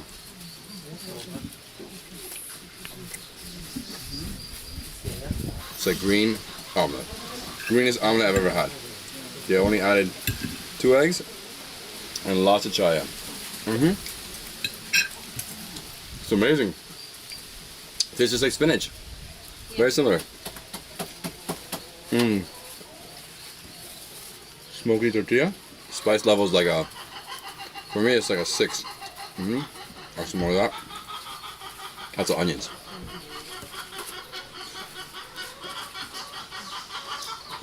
I love this. It's a true farm experience, huh? Tortilla. We build. So that. That's some of the sweet potato. Tacos. Ooh, spicy. This is a really spicy one, huh? Ooh.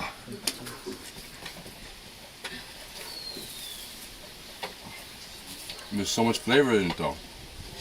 The spice, the greens, and the egg. She literally just pulled out the eggs from right there.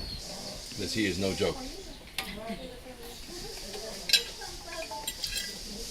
Amazing. That's why I need to cool down. Good food. Very nice. Pair with some delicious coffee. Nice and black. I can have cup, another cup, 50 cups. We're getting some egg.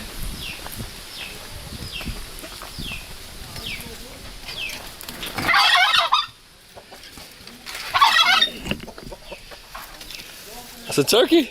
Yeah. It's a turkey. Amazing. That's amazing. Just be careful with the female turkeys. Oh my gosh. Oh my gosh. Female turkey laying eggs, bro. And these are the eggs we just had with the chaya. Yeah. It's incredible. So this turkey's laying eggs. So these aren't turkey eggs, no? These are chicken So eggs. this is chicken eggs. The turkeys laying eggs. They just hatched little turkeys. So that's why it's like a bit mad. Wow. That's good. This is like, that turkey is not happy with me. She's about to stab me, bro. This is our product. The name of our coffee is Oshmul, which is Yucatec Mayan. Oshmul is the original name of the village of San Antonio in the Cayo district. And also, we decided to use the Mayan calendar as our logo because we do the traditional farming system and we use the agricultural calendar. And that's the reason we use the Mayan calendar as our logo. I love it. And then we introduce a slogan, from the tree to the cup. That's what we do. We harvest, we process, all manually, naturally grown, no chemicals used. So from the tree to the cup. It's a nice, dense cooking. Like a biscuit. She's the boss. Oh, this is sweet lime. Yes. Yes, thank you so much.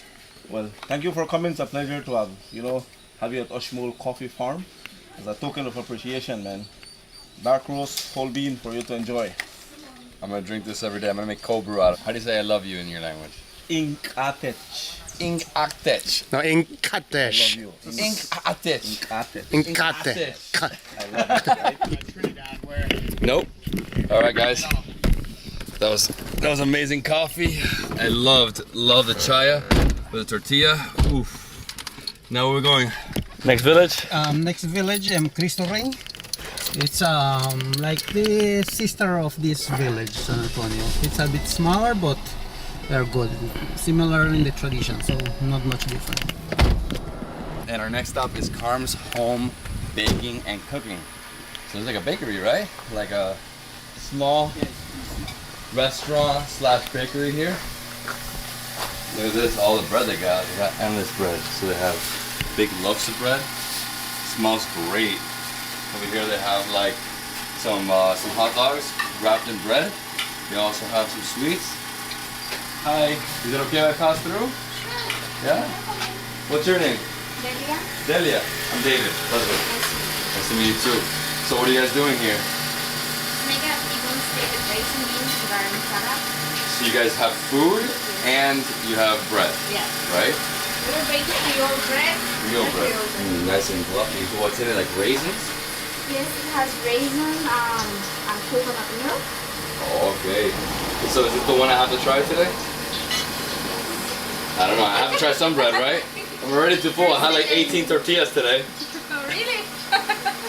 I'm making fried jack sandwich. I'm gonna fry the tortillas and put some beans, chicken meat, and some pico de gallo. So you're making a fried jack sandwich for me? Fried jack sandwich. For me? Yes. Fried jack sandwich. I didn't want another fried jack. I guess I'm eating a fried jack. This one is for the stuffed jack. This one's for what? Stuffed jack. Stuffed jack. So this fried jack is stuffed jack. Okay, so you're gonna put it on the. It's like a nice curry. If you guys haven't seen my other videos, fried jack is what they usually have for breakfast. It's just dough thrown into oil, and that's it. So what are you adding there? Beans, chicken meat, and mozzarella cheese. I'm gonna fry it.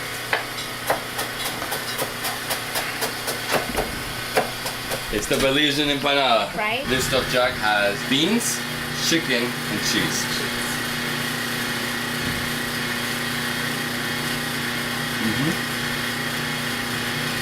I love it. It's super soft in the middle. It's different than the empanada. Also because it has steamed chicken.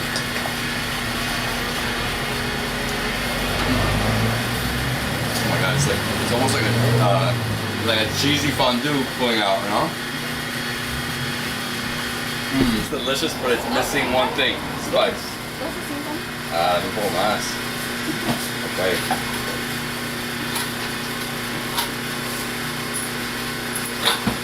Come on. It's not too hot.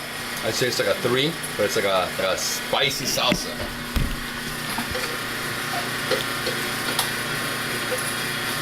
It's good.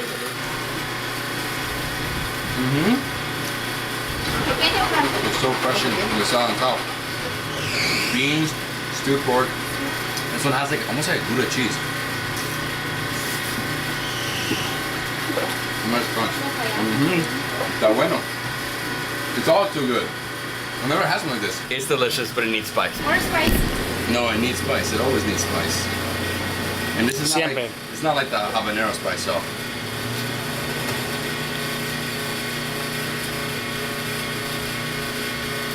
¿Cuánto vale este? $5.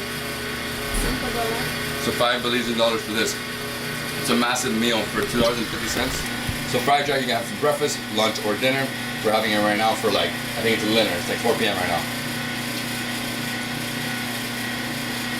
The stuffed jack includes beans, chicken meat, and cheese. The fried jack sandwich contains beans as well, chicken meat, pico de gallo, and some lettuce, heavy cream, as well with goat cheese. That's not a fried jack sandwich. That's a fried jack mountain. It's very nice, no? Very nice, very nice. Thank you. By the way, they also have other dishes. They have bread. Very, very nice. This is on the way to San Ignacio, right? Yeah. We're on the way. And thank you so much, amiga. Too good. So what was the cost? It was $2.50 for the sandwich, $5 Belizean for the sandwich. On the menu we have it $8 Belizean. $8 Belizean, so $4 US for that sandwich. I think it's a deal because that is really filling. This is my 4th lunch of the day. Let's go. Oh my God, it's so hot. My man, we're ready now. How you doing? Good, good, and you? Good, good. What are we eating today? All right, we're gonna be having some game meat tacos. You got peccary, deer, and we got smoked pork salpicon. Peccary's boar. Yeah. Salpicon. What is that? Salpicon is like ceviche, but instead of having shrimp or conch, you will use smoked pork. And over here we got some iguanas. So he told me 10 a.m. and 5 p.m. are the best times to feed them. Right now it's like 2. We're gonna still feed some. Where do they go? Oh, there they are. Oh man, there's a lot of them. And if you guys don't know, Belizean is the beer of the country. Try their stout, it's amazing. But they also have the ultra, the light, and the original. Don't drink the red stripe, that's only Jamaicans. Wow, I've never seen this before. It's good though, you gotta give that a try. So what does it have? It has a tomatoes, cilantro, onion, lime, pepper, salt, and it's served with habanero, corn chips, and lime. Perfect. Right? So it's just like a ceviche, just better. I'm ready, man. I'm hungry. Yeah. Super refreshing with this heat. Yep. I don't know what temperature is right now, but I'd say it's probably like 90. Yeah, it's pretty hot here. That's heaven right there. It's almost like a flower. Yeah. It tastes like hibiscus in a way. Is it mixed with something? It's mixed with a little bit of lime. Yeah. Perfect. All right, guys, let's try this. Salpicon. Salpicon. Salpicon, smoked pork.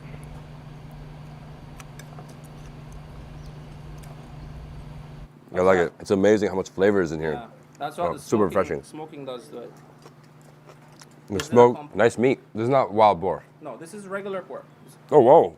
What do you have here? It's gonna be the deer, and this side is the peccary, okay? This is amazing. So we're having exotic meats here. So we got deer, we have wild boar, this is regular pork, and this is it, right? No, we got 2 more foods coming. 2 more dishes. My gosh, my friends, what are you doing to me? I mean, I love this. I've never had ceviche that's not fish. Usually it's fish. What a dish. The smokiness. If you guys don't know, habanero is like, it's in every dish in Belize. I love this dish. Tomatoes, nice burst. Ooh, the habanero's too hot, too hot. Oh, but that smoked pork. So unique. Brings out so much flavor. Look at my eyes. You have milk? No, man. Need dairy. Whatever's in the bottom, I guess it's just like lime mixed with it. I'm a spice guy, but some damn spicy stuff. Ah, I can't wait. Deer? I never had venison tacos. What's incredible is that Belize has a lot of influence from Mexico, so you'll find tacos all over the place, but they have their own twist. The hot sauce? Hot. I mean, this is a unique taco. In terms of like just the gaminess of the meat, super nice chunks, and you also have, what else is in here? Cilantro, onions, and then some sauce. Yeah, and then we also do our avocado sauce. This is peccary or wari, wild boar. So same ingredients inside. You got a sauce. You have the cilantro, onions. This is the best one of the three. We're eating a lot of exotic stuff here today. What's so crazy is that pork and this one, you can tell the difference in the gaminess. It's basically out there surviving. The pork, you give it food. Yeah, You know? it's fed. These ones find their food. Tacos all day. So do you suggest I dip into this one? Which is hotter here? This one's hotter? Oh We God. make our own sauce. But the habanero is on a different level of heat. Oh, it's clearing me out. I had like a lot of sinus issues this morning. Now I feel good. Holy smokes. So that's pretty much Moment of truth, huh? What do we got there? word the way. This is what we call the Belizean national dish, okay? So it's the rice and beans, potato salad. That's the bird that we were telling you about earlier. Fucking bird, That's huh? curacao. On my place, chicken. That's chicken. We have rice and beans, national dish of Belize. We have like a Russian salad, like a potato salad. We have maduros, sweet plantains. And over here we have the curacao, and that is a bird. Curacao. Nice brown bird, they said. Look at it. It's like a chicken stew. Incredible gravy.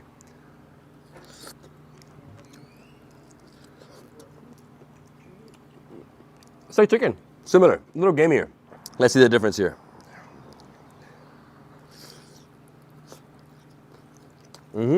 That bird's way leaner. This one has more fat, juicier meat. I actually like the gravy. This one, look at this gravy. It's beautiful. You can add some of that on top of the rice and beans, but be careful with that. That's like a weary pepper. So like I said earlier. Oh, I love the chicken so much. Now I'm gonna jump into the rice and beans. It's been probably 2 days since I had rice and beans. I live in Miami. I live in Latin America, you know? Here we go. Oh, this one has coconut.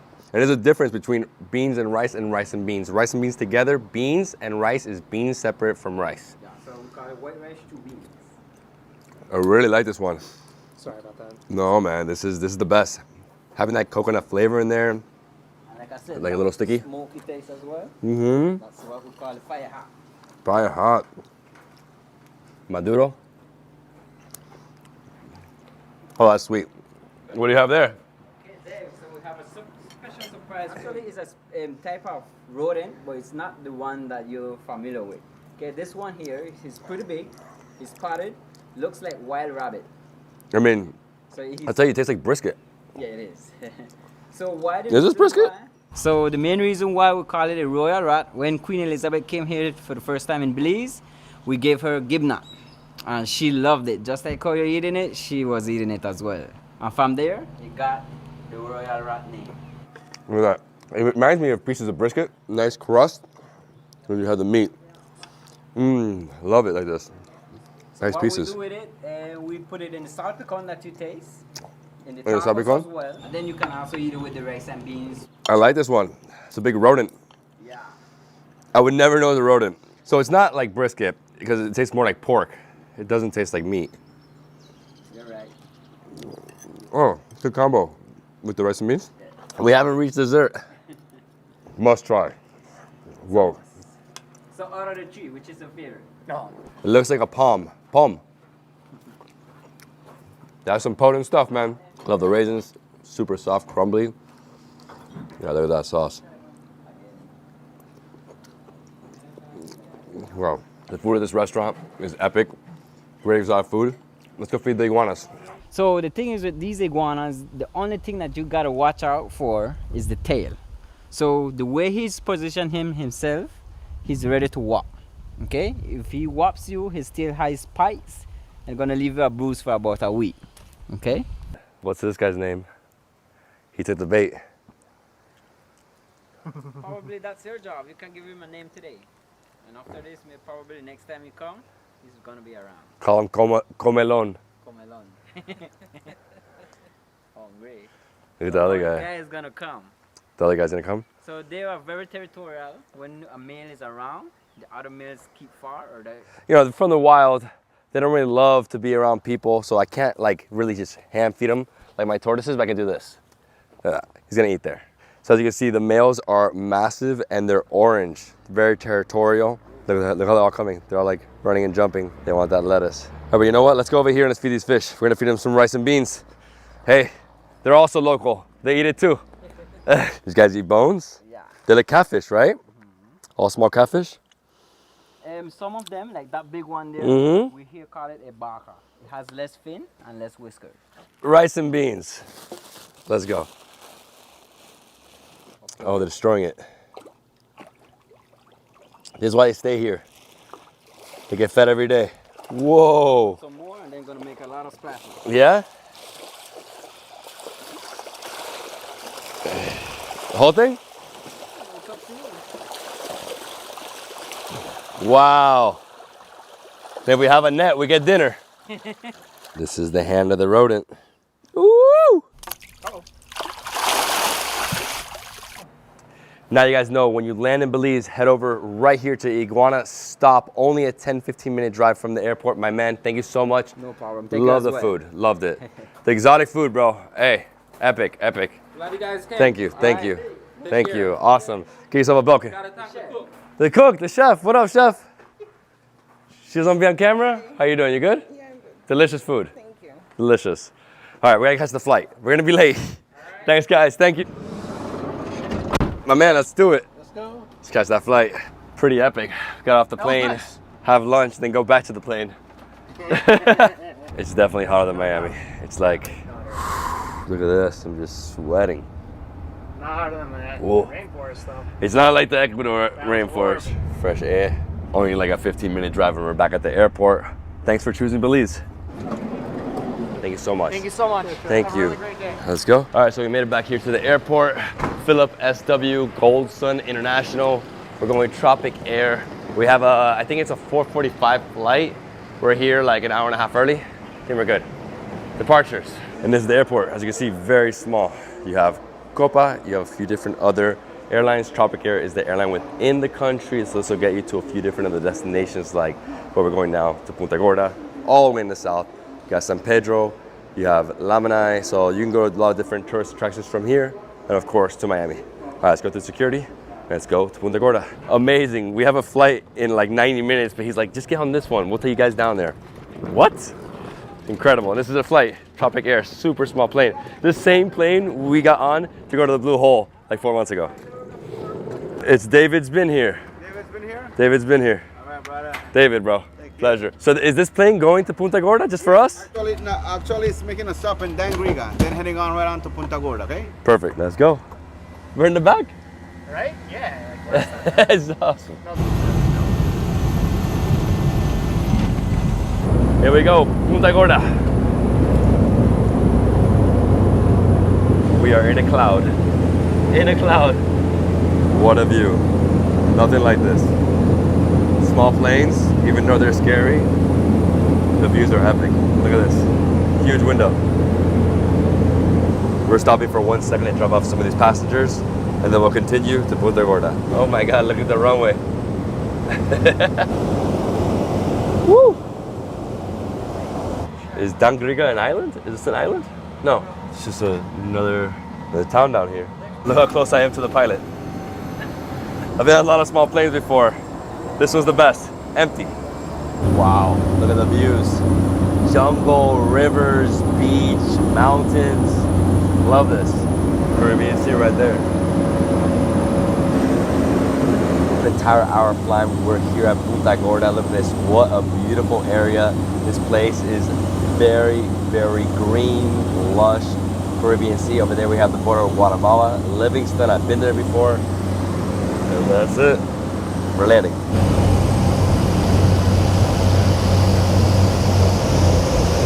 The airport is small. Yeah, we made it. Woo! Big fan of those small planes. How about you, David? Yeah, I don't love them.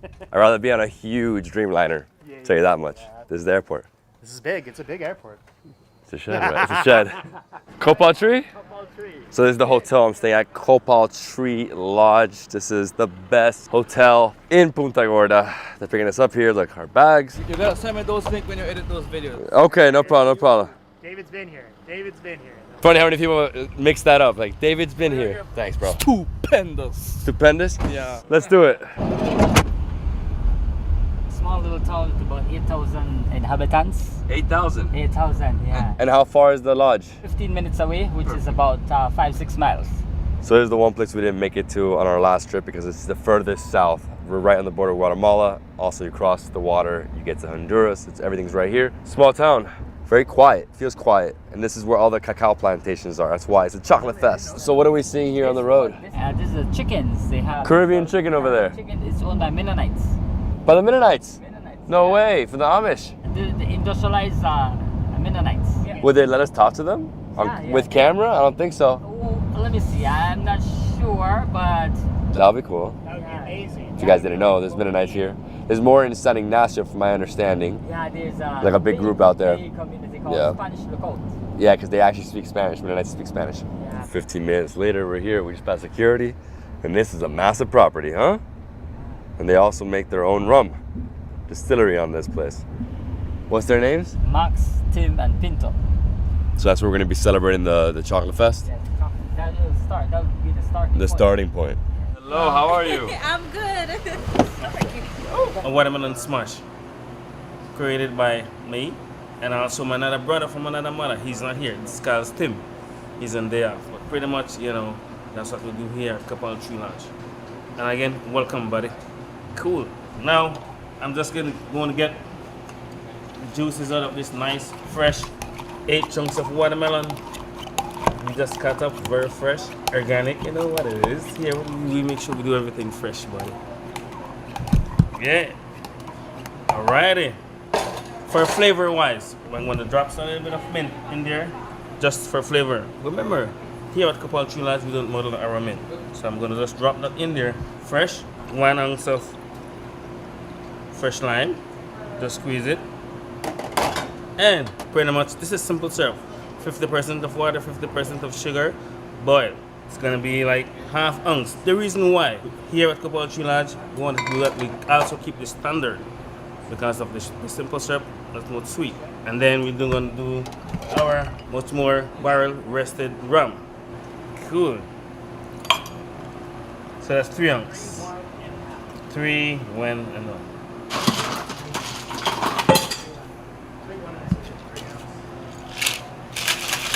Yeah, this is the good part.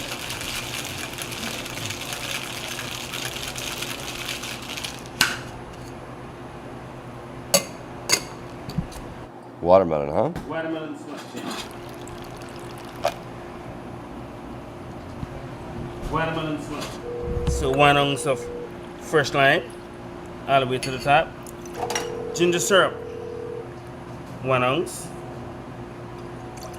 And 3 ounces of our double distilled barrel rested rum. Absolutely. What's that for age? Yeah, this is aged for 1 year. Pretty much, you know, very good. Yeah.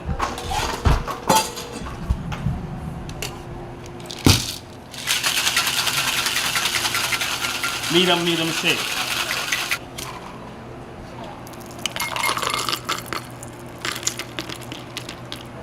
Ginger. Yeah, man. Dehydrated limes from my buddy here. Perfect. Ginger syrup, 1 ounce, also too. Where are you from? Punta Gorda, born and grew. Working here for 20 years.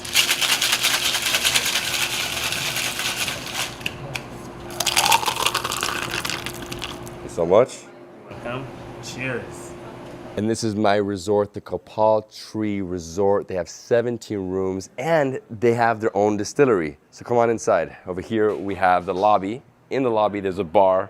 They have a beautiful view and they have their different rums. So what's unique about their rums is they have cacao organic rum. I just tried it. It's absolutely amazing. It tastes like chocolate, straight up chocolate. And you have chocolate as well. You guys make chocolate? Yes, we do. Yeah? So we're celebrating the chocolate festival here. This guy's the best. This guy just like made like 5 drinks for me, Ducky. You've been here for like 20 years or so? 20 years, brother. 20 years? Yeah, absolutely. You're in paradise. Absolutely, you're at home. This guy's the man. So they make so many drinks here. This is the list right here. What did I just have? Just had a ginger bar. So lots of different drinks. You have 3 different rums. The cacao rum. Absolutely. The double distilled and then the barrel aged. Absolutely. Awesome. So this is room 1. So this is my room, number 1. All right, welcome to your new home. And my room is number 1. Check this place out. I just walked in. This is ridiculous. And you have to close this for the mosquitoes. Close it quick. Look, massive room. Got a king size bed. Over here we have a couch. We have a beautiful working station. Look at this terrace. What? Epic. Little hammock right here. Just hang out here with a little drink. Relax, hear nature in the morning. But let me show you the best part, guys. The best part is the bathroom, the shower. Shower is just incredible. So you have a toilet over here.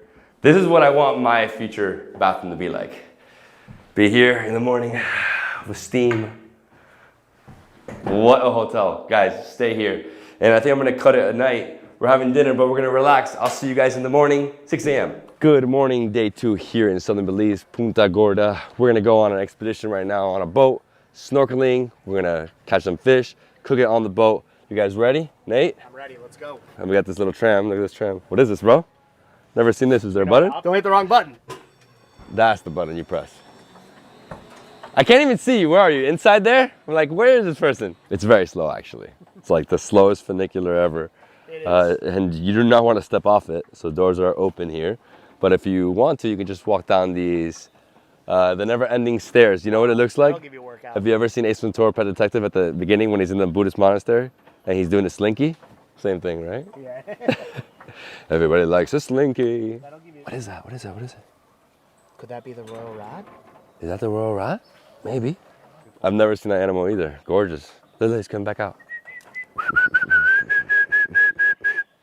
Loving this property. Look at this. It's hanging out here. What a beautiful forest. So that's the goodie? You sure? Oh, it is the goodie. Wow, wow, wow. This is a slow ride. Yeah, it is. Well, It's super slow. It's peaceful, it's peaceful. If humans were walking around, they wouldn't be out like that, right? like that, yeah. Jose. Pleasure, man. Awesome, let's go. Let's do it. Let's do this. Steven? Yeah. And you? Matt. And where are you guys from? New York. New York. Awesome. And this is the boat for the day? This is great. Thank you for being here on the boat. We're currently on the Rio Grande. The Rio Grande will be traveling downstream 8.5 miles, roughly about 35-40 minutes. From there onwards, we'll be going onto the Caribbean Sea, traveling another 7 miles out or so. Like how we're a little bit delayed, you know, we're gonna find some of the best spots to snorkel today.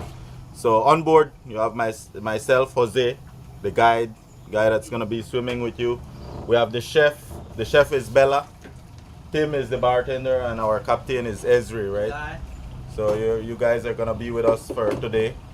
Any crocs? Right now they have migrated farther upstream. So they're deeper that way. But there are crocs, right? Yes. Out on the Caribbean, we would have like the American crocodile. Yeah, and there's a lagoon a couple miles from here where even now research is ongoing for like a hybrid. Do we start off with a shot or what? Woo! It's like chocolate. Oh yeah, it's chocolate. So smooth. Wow. Dude, amazing. Yeah, so after about an hour, we are here at this gorgeous island. Look at this water. Crystal clear blue water. Boom! All right.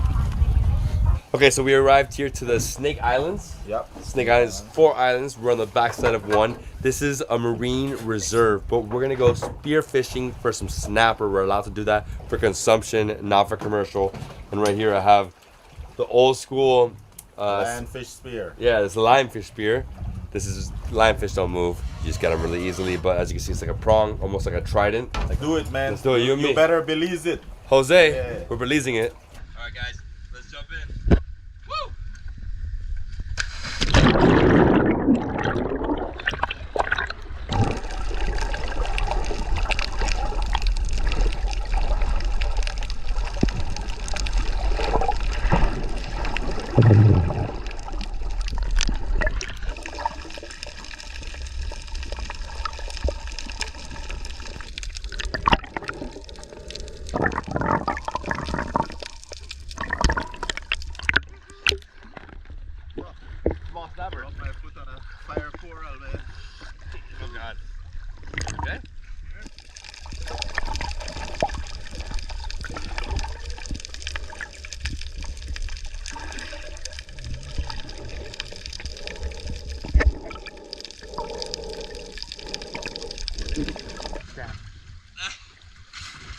water party.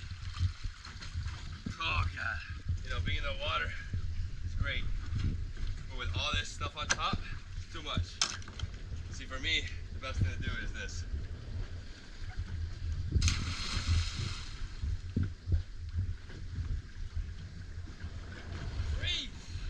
Get there. The jack? Yeah. It's the jack. Yeah. You doing there, chef? Doing some chicken breast. Chicken breast? Yes. Grill. Fire it up.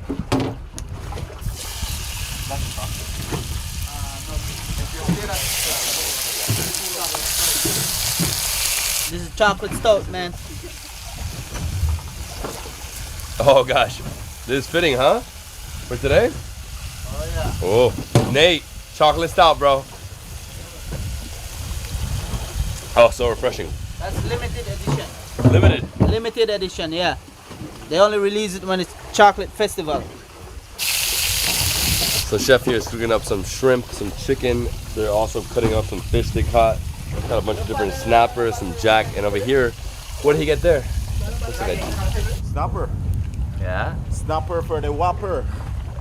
For lunch, fresh. You got him straight through the face, huh? Yeah, fish sustainably. Look at this, guys. He just caught this snapper. It's I won't lie, this is very sad. I don't like seeing this, but this is what we're having for lunch. It's a snapper. Delicious. Wow, he has this blue tint going through this area. All right, this is lunch. Snapper? Yes. Nice. To clean the snapper. Yeah. Look at that, man. Fresh, fresh, fresh.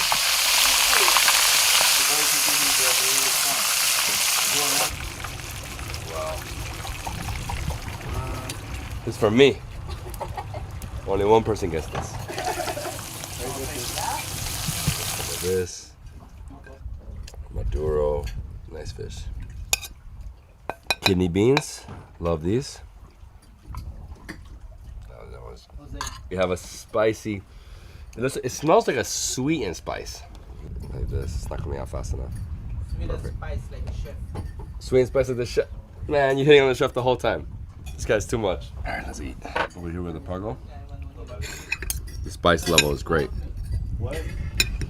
I'll tell you guys, I haven't seen crystal clear blue water like this since I was in the Bahamas. This is just incredible. We spent the past 20 minutes swimming, relaxing, taking it really easy. And we're basically done for the day. It's already 1:30 in the afternoon. We're gonna make our way back. It's taking us like an hour to get there. And yeah, that's it, guys. I hope you enjoyed it. Whew. I'm tired. I'm exhausted, actually. Swimming, catch some fish, it's tiring.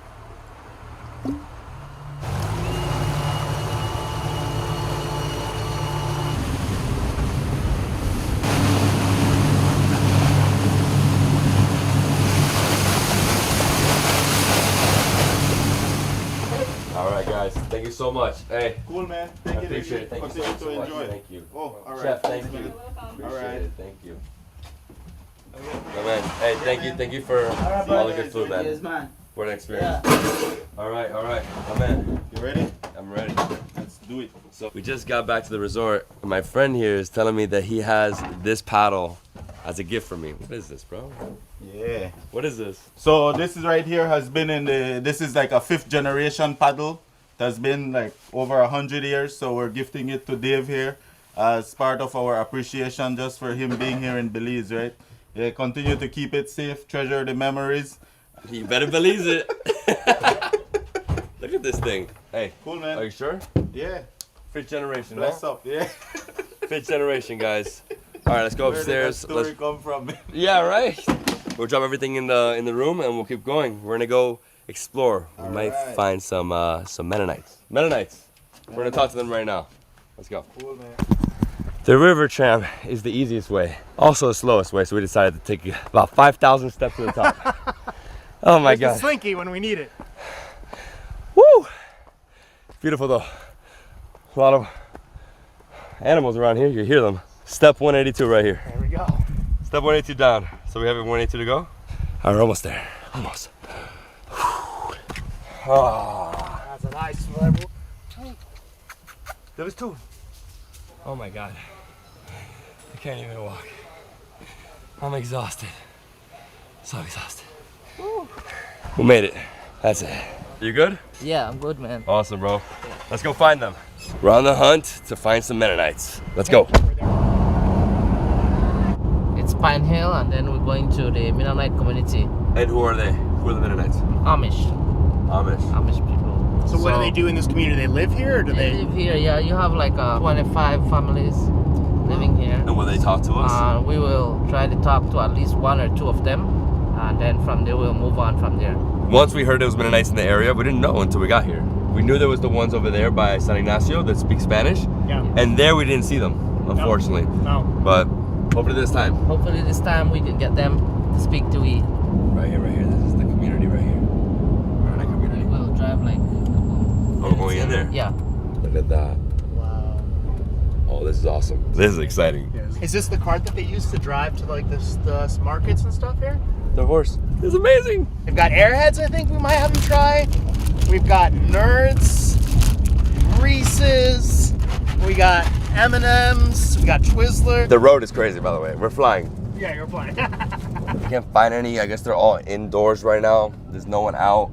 And it's getting late. We have to get back to the chocolate festival. So let's go back and hopefully tomorrow we can see them. Maybe. Let's hope.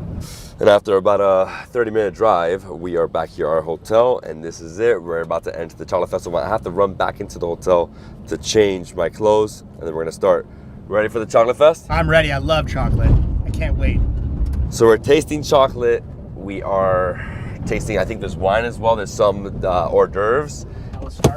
Today I'm here at the Chocolate Festival of Belize in Punta Gorda, District of Toledo. This is the opening night, the gala. We're starting off with Chocolatiers of Belize. We're gonna have some wine, try chocolate, buy some chocolate. We're also gonna visit my friend Dr. Laura from Taste Belize. I visited her in Placencia about 4 months ago, and when I tried the chocolate there, I was blown away. If you guys don't know, Belize produces some of the best chocolate in the world. We're here at my hotel, Copal Tree Lodge, it's right here, and this is the opening ceremony. We're gonna go inside right now, and we're gonna explore.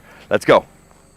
So as you can see, they're just setting up now. In 30 minutes, it actually starts. A lot of people are coming, about 100, 150. Let's go inside. Let's get a drink. Really, I just want to have chocolate. That's what I really want. Hey, guys. Do we have any chocolate drinks? Yeah. Chocolate? What do you guys got? Chocolate stout? Okay. So right here we have Belizean. This is the beer of the country. It's amazing. It's like the ultimate cacao right here. Mm-hmm. Oh, refreshing. I just mentioned you in the video. How you doing? Right here. It's been a crazy 2 days, by the way. How's everything here? Man, we have way too much different kinds of food coming out. I saw. I volunteered last minute to help, and it's just chaos back here. But there's a lot of really good food. Yeah? Yeah, man. How about the chocolate? How many chocolatiers do we have? Do you know? I know Ish Cacao Chocolate is coming, and they're Belize's oldest Belizean-owned Maya family farm-to-table chocolate maker. You guys had some of that at our shop. Mm-hmm. They're gonna be here. Copal Tree is gonna have their own chocolate here. So we're gonna be doing a chicken salpicon. And so she's just plating up tortilla chips now, since we have 400 people gonna be eating chicken salpicon. So we got a big container of it over there. This smoked pork here, it goes with the tortilla, corn tortilla. I'm also going to put this in it, a salsa in it, and it will be served in a plate with toothpicks on it. So I'm checking out all the dishes they're serving tonight, and over here we have meatballs with chocolate. Ooh, it crumbles. People that are donating both ingredients and time, and so there are different cooks that prep different dishes that are coming here. This is all put on by the Belize Tourism Industry Association of Toledo District, so this is a big event for them. They basically represent all the people in the tourism sector in the District of Toledo. It all looks too good. This is a tamale made. Oh, it's tamale. So this is green banana, not corn. This is a Garifuna dish. Well, I'm excited. We had a lot of Garifuna food in Placencia, and now we're gonna have it down here. So what are you cooking there? Shrimp kebab over here, and we have some chicken over here. Mosquitoes galore. We got shrimp, we have chicken. Which is your recommendation? Shrimp, of course, right? And you guys don't have a chocolate sauce for this? Well, come on. I guess come on. Inside, probably inside. Probably inside, just like a shrimp fondue? Yeah. Ooh, it's smoking. Ah. Mmm. Nice flavor, especially with the pineapple and the tomato. Mm-hmm. Damn, one thing now, the heat is on right now. Mm-hmm. It is smoking hot down in Punta Gorda. It wasn't this hot in Placencia. Punta Gorda's hot, man. Well, we're deeper down south. So. I know. All right, I think I need some chocolate. I'm gonna go back in. Hey, thank you so much, bro. Man. We'll eat later. Thank you. Yeah. Let's go. Ish cacao, Maya Belizean chocolate. Ish cacao. Stepping up, like you said. But we're gonna have a lot of chocolates. Ceremonial chocolate. Yeah, Definitely buy this one. So we also do cacao butter mixed with wood ash. Organic from the farm, this banana. All right, so I dip it all the way in. Yeah, and make sure you cover it, coat it completely. Yeah, there you go. Turn it. There you go. Like completely? Whoa, look at that guy. With a drool, you can make it drool all the way. Just like that? Then turn it. Oh, wow. Banana's frozen. Look, better known as the chocolate queen. Chocolate queen right here? I'm gonna try all their chocolate. Tonight I'm gonna eat like chocolate for like 2 hours straight. Let's see how many kilos. Chocolate.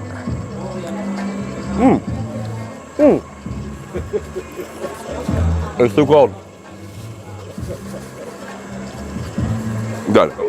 So Eladio's Chocolate Adventure? Yeah, you got that right. Eladio's Chocolate Adventure. And what do you guys have here? Well, here we have our chocolate bars that we have on display tonight.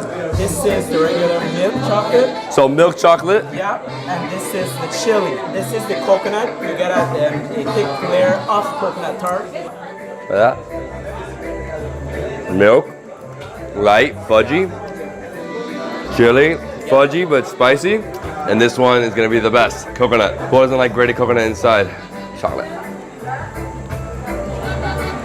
Whoa. How much the price for these?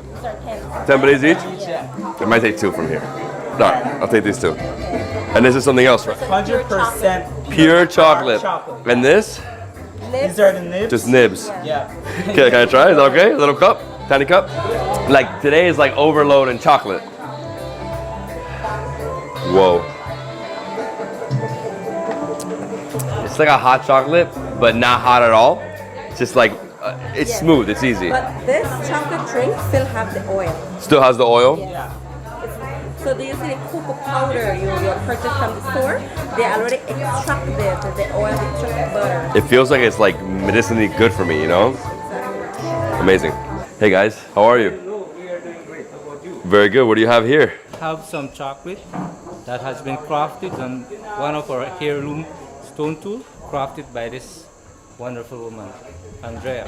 So the question is, how many pieces of chocolate am I eating tonight? I think I already did like, what, 5 or 6? Okay, dark, spicy, and light. Whoa. It's like a thicker fudge. It's spicy, not too much. I'm feeling it now, but it's like very fudgy. Fantastic. I love it. It's shaped like a heart. This is like a star. So what else do you recommend? Both, right? Okay, let's go dark. Dark chocolate. This is 80. My favorite is 90, like overall. Okay. Oh, nice, thick. Whoa, that's good. Super light, but not too much sugar. Not too much. And this is the chocolate right here. This is bars. I'm gonna come back. I'm eating too much, bro. I'm gonna have to go over here now. And what's my friend's name over here? Very good? My name is Naomi Lara. Naomi Lara. I'm from the Belize Chocolate Company. Fantastic. We're located up in San Pedro and Bergisky. So what do you have here? You have so many. What we have here is our white chocolate made from cocoa butter. We have milk chocolate, cacao with milk inside.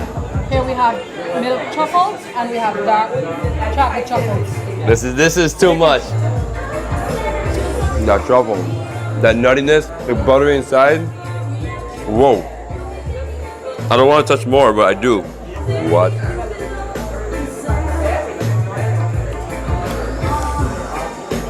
White chocolate is an acquired taste. I personally like it. Very good. This is a vegan fritter with chocolate sauce. Okay. Good. I might take another. Whoa. It's like a veg pakora with chocolate sauce. It's like a chocolate chutney. Thank you. I'll drink that sauce. Whoa. So here we have the meatballs. All right, so we got some chocolate meatballs, the epicness. My boy here loves meatballs. I love meatballs. Let's have some chocolate.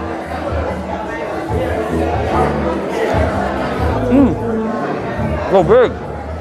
Oh, it's big. a long, long time. The best meatballs of all time. Trust me, you will love it. Whoa.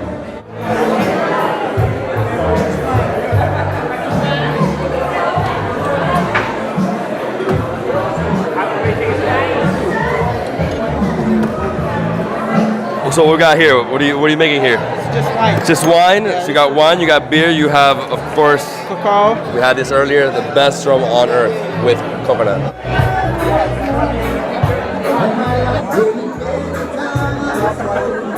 It's way too loud inside that place. Lots of food, lots of people, lots of drinks. When you walk outside, you got the chocolatiers, and then you have the Belizean stand. Over here, we have some Mayan bags. So again, Mayan culture is super strong here. I think all the chocolatiers are Mayan. And then over here, we have some wine. So come, let's get a glass. What's up, guys? How you doing? What do you guys have? Right here, we got some cab. Chocolate and the wine, and that was really quite an experience. The orange with the... That's good. I think it's because of the tanginess from the fruit. The tanginess of that orange. But I love this. You know what? I'll try one more. Let's try another one. All right. What do you recommend? Want to do a white or a bolder red? Let's do bolder red. What about those bold reds? So we do recommend that you try the Scar syrup with the chili chocolate. All right, so just a sip, bite, another sip. That was good for the last. Yeah. Also, because it's really, I can still taste it. Get the essence. Love Syrah. So anyway, thanks so much. I personally love Syrah and Cab. They're my top. Me too. Those are my two favorite reds. Anything else you'd like to try? The Syrah? Yeah, sure. Too much chocolate. I'm on piece like 28 or something. Oh Too much. Well, you are at a chocolate fest. I know, but tomorrow too. It's edibles, by the way. So right in front of the wine, we have Maya bags, beautiful bags. You got some clay necklaces. My boy right here, Moho Chocolate. I'm sorry, what's your name again? How do you say? Dion. Dion. It's a pleasure. He's a fan, and he was telling me that there's so many incredible things to do here in Punta Gorda in terms of like exotic foods and street foods. We might do tomorrow, but right now we're gonna go to have some chocolate, right? Yeah, come over. Let's go, let's go.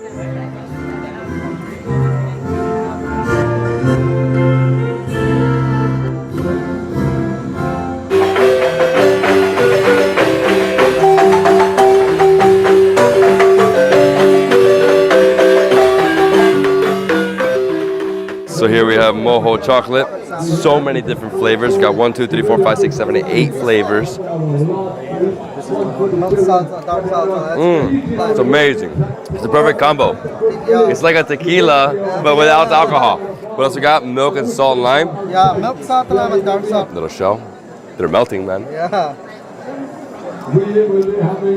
Enjoy chocolate. Chocolate first.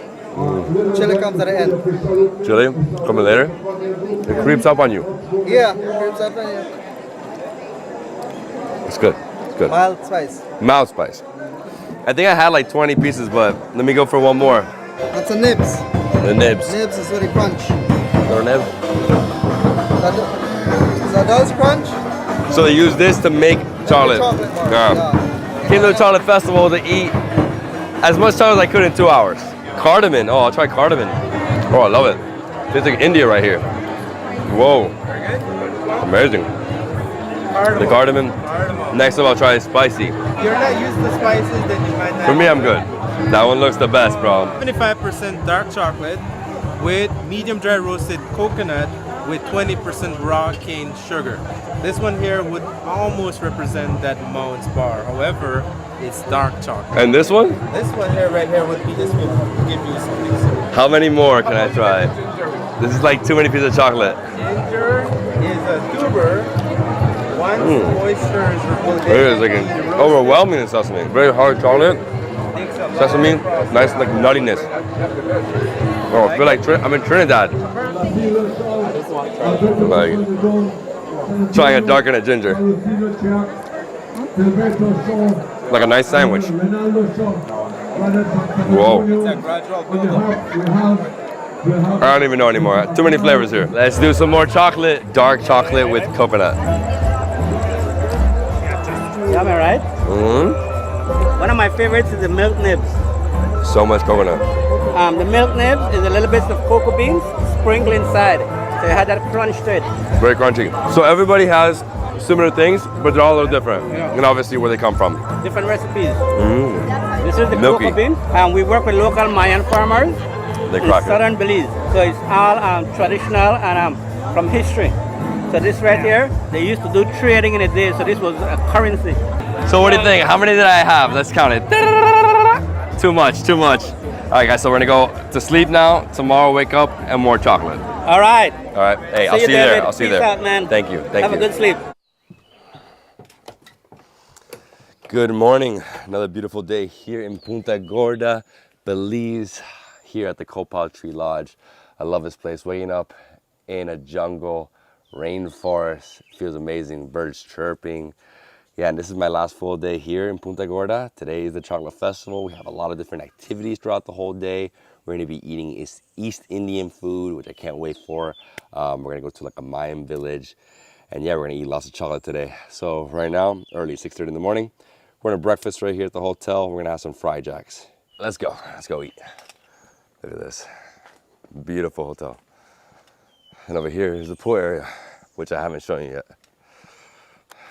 So if you have time, definitely come out to one of these chairs, relax, enjoy nature, jump in the pool. But for now, it's time for some fried jacks, traditional Belizean breakfast. By the way, guys, I love this hotel, love this place. Look at this view, incredible.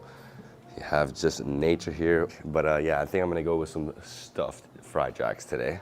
Stuffed fried jacks. I think it's too early. I usually fast, but it's okay. I'll do this here.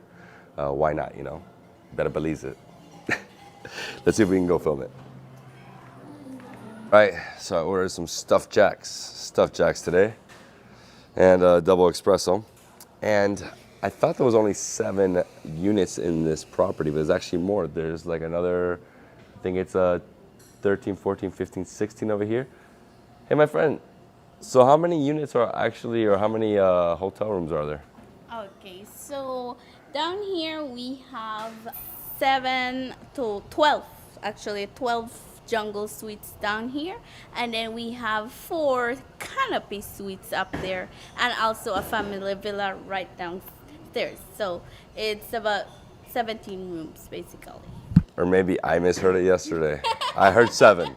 17. It could be 17. So where's the chef? Right now she's coming back. She's what? She's coming right now. So we're making stuffed jacks today, not fried jacks. Fried jacks is just dough, puffs up, hollow inside, very airy. The difference is she's gonna make an omelet, then stuff the fried jacks. So it's called stuffed jacks. And this is traditional Belizean breakfast.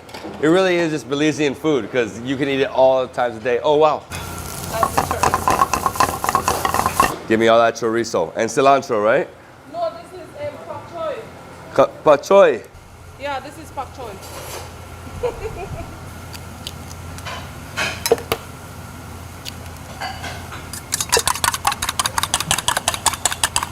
Put some salt in here.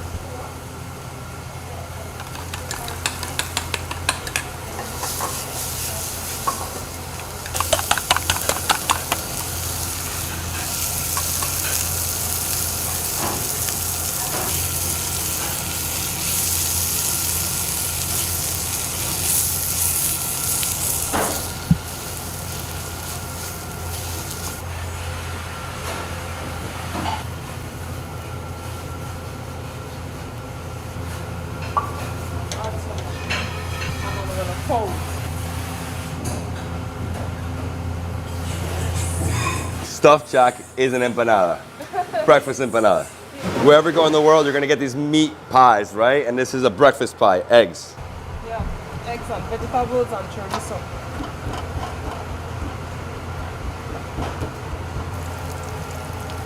How long did it take to fry? About 5 minutes. So quick. Yeah.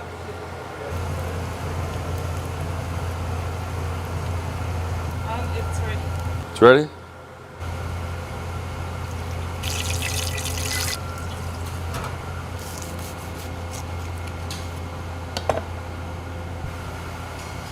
This looks so good. Heavy, delicious. This with my sauce, can't wait. Thank you so much. Thank you, appreciate it. Thanks guys, thank you. Thank you. And here we go, stuffed jacks. Stuffed jacks here. Incredible, man. Yeah. That looks huge. Oh yeah. It's like a breakfast sandwich.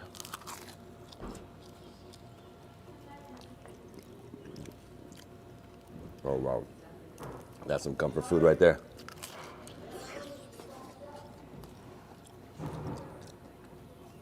Still super hot. But you know what? This deserves some Davidsbeenhere.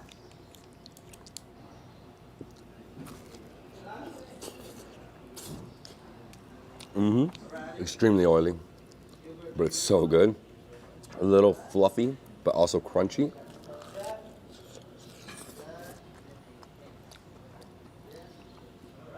It's good. I'm gonna throw some of Davidsbeenhere hot sauce into this mayo.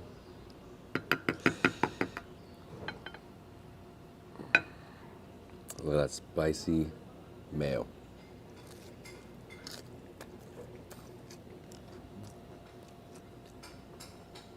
Way better with the heat. Little chorizo. So it's like an empanada, but on steroids. It's huge. Dip it in here.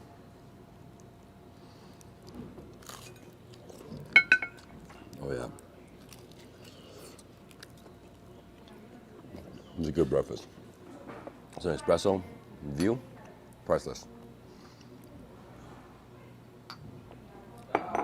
The sauce hit me. I feel it, that spice.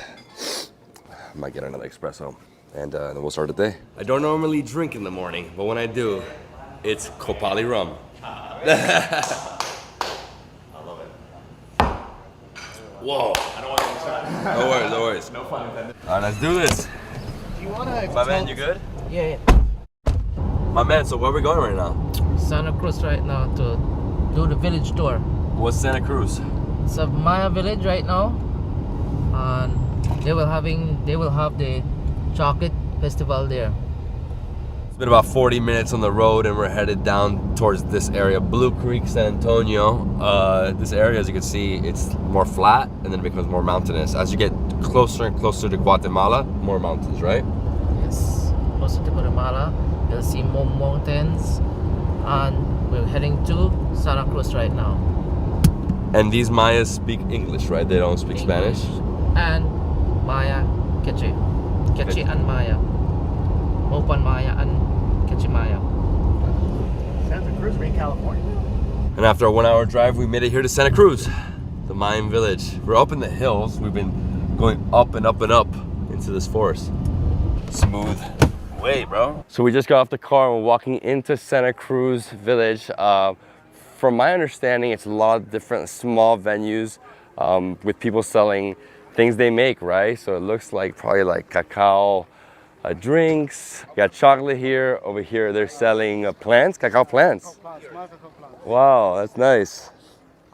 So this is the beginning. So if you want to plant this in your garden, you can make chocolate. That's fantastic. Where all the chocolate come from. Never-ending chocolate. Hello. So here they have local Mayan treats, and that's how they make the chocolate, right? So they have this, like, I forgot what it's called, but it's like a big stone, and they just grind the chocolate. I did that in Placencia. A mortar. Yeah, it's a mortar and pestle, right? So, but it's like a big version. It's a little different. All handmade chocolate. Yes, handmade chocolate. Santa Cruz. Fantastic. Yeah, yeah. No, this is great. Can I, like this? Yeah. You can try, you can try. I could try? Yes. I try my best. These are the nibs. Yes, this is nibs. This is what we turn into Can I chocolate. try? Yes. Different chocolate. Mhm. Pepitos and we have So these are all different chocolates they make. They have some with spices or like actual picante, like peppers. Some with some coconut.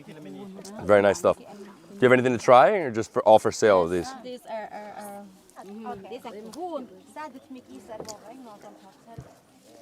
Well, I've had more chocolate in one day than I think I've had in my life.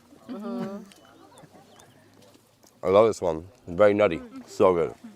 Today I'm here in Santa Cruz Village, right outside of Punta Gorda, southern Belize, and I'm here with some Mayans, and they're gonna try American candy for the first time. Have you ever tried a Twizzler? No. Never tried a Twizzler? Let me blow your mind. Okay. Here, so this is a little weird of American candy. You can grab one of these, like sticky. It's good. It's good? Yes. What does it taste like to you? It's hard to say. Yeah. It's not my favorite. You know, it's a classic in America, the Twizzler. You want to try it? No? What do you like? You like chocolate? Let me get into the bag. I got some Reese's. You want to try some Reese's? That's chocolate. Here, you could try this. It's almost like an M&M, but it's Reese's. Oh, it's a lot. Tastes nice? Yeah? You want to try? Yeah? Here, let's try it. You try it. So they make chocolate, but this is industrial chocolate. This is a little different. Nice? You want to try some of the Reese's? So it's peanut butter candy. It's like chocolate and peanut butter. This have chocolate and this one don't have chocolate. Yeah, yeah. They have difference. We go more for the chocolate. I'm not really into these candies, like these tarty candies, but which one you like more? This one. This one, right? Yes. All right. Yeah, just like you guys. Yeah, they make chocolate, so obviously they prefer chocolate. Okay, and right here we have some gummy bears. Have you ever tried gummy bears? No. These are interesting. So here you go. Want to try? These are my favorite, by the way. Infused. Infused? With what? Lime. Like lime? Yeah, because each one's a different flavor, right? And here, you could try it too. I think she's gonna like it. Just it tastes like candy too. Yeah. Obviously, they make chocolate, so they prefer chocolate over candy. I'm trying. They're too sticky. I brought this from America just for you. Oh yeah, you can have as much as you want.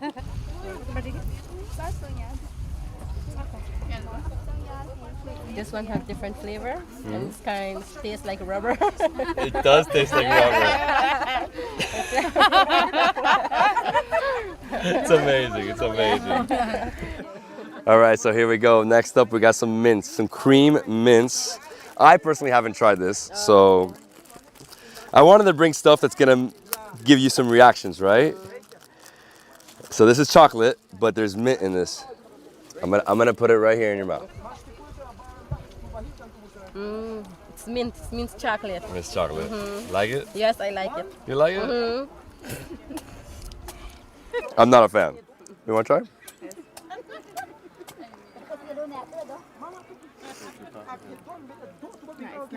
Yeah?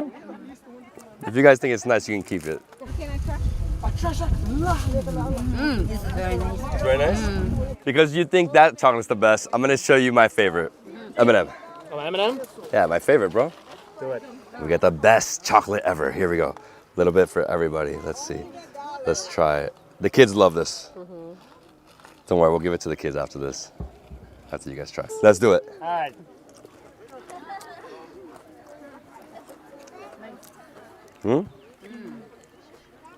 Good? Yeah? And this have a strong taste with chocolate. Oh, yeah. My kids, they eat like this, like this. They just take it down. Which one's your favorite? This one? The last one. The last one? Yes. All right. For the win. You guys can keep it. And I'll take your chocolate. Chocolate trade. Oh, Like good. the old times. That's mixed with coconut. Mmm. Coconut. Chocolate with coconut. It crumbles very easily, that one. Chocolate.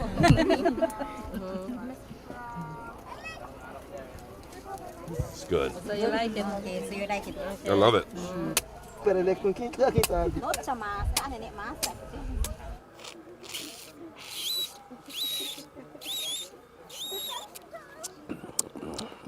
Tasty. A little sweet. So how much we owe you? One? So what else we got? Just more chocolate, more vendors. Over here they have like crafts. So this is pretty cool. Hello, hello. Look at this, the calabash. This is nice. So they have all these designs of the calabash. How much for one of these? 20 Belizean, so like 10 US dollars. Super nice. So the calabash seed, and then they carve whatever the design is they have. And this one is a jaguar. Belize. Oh wow, you have these, huh? Beautiful earrings. So we're gonna make our way to the top of this hill because they're having a cultural experience. They're doing dancing, singing. Let's go up. Hey.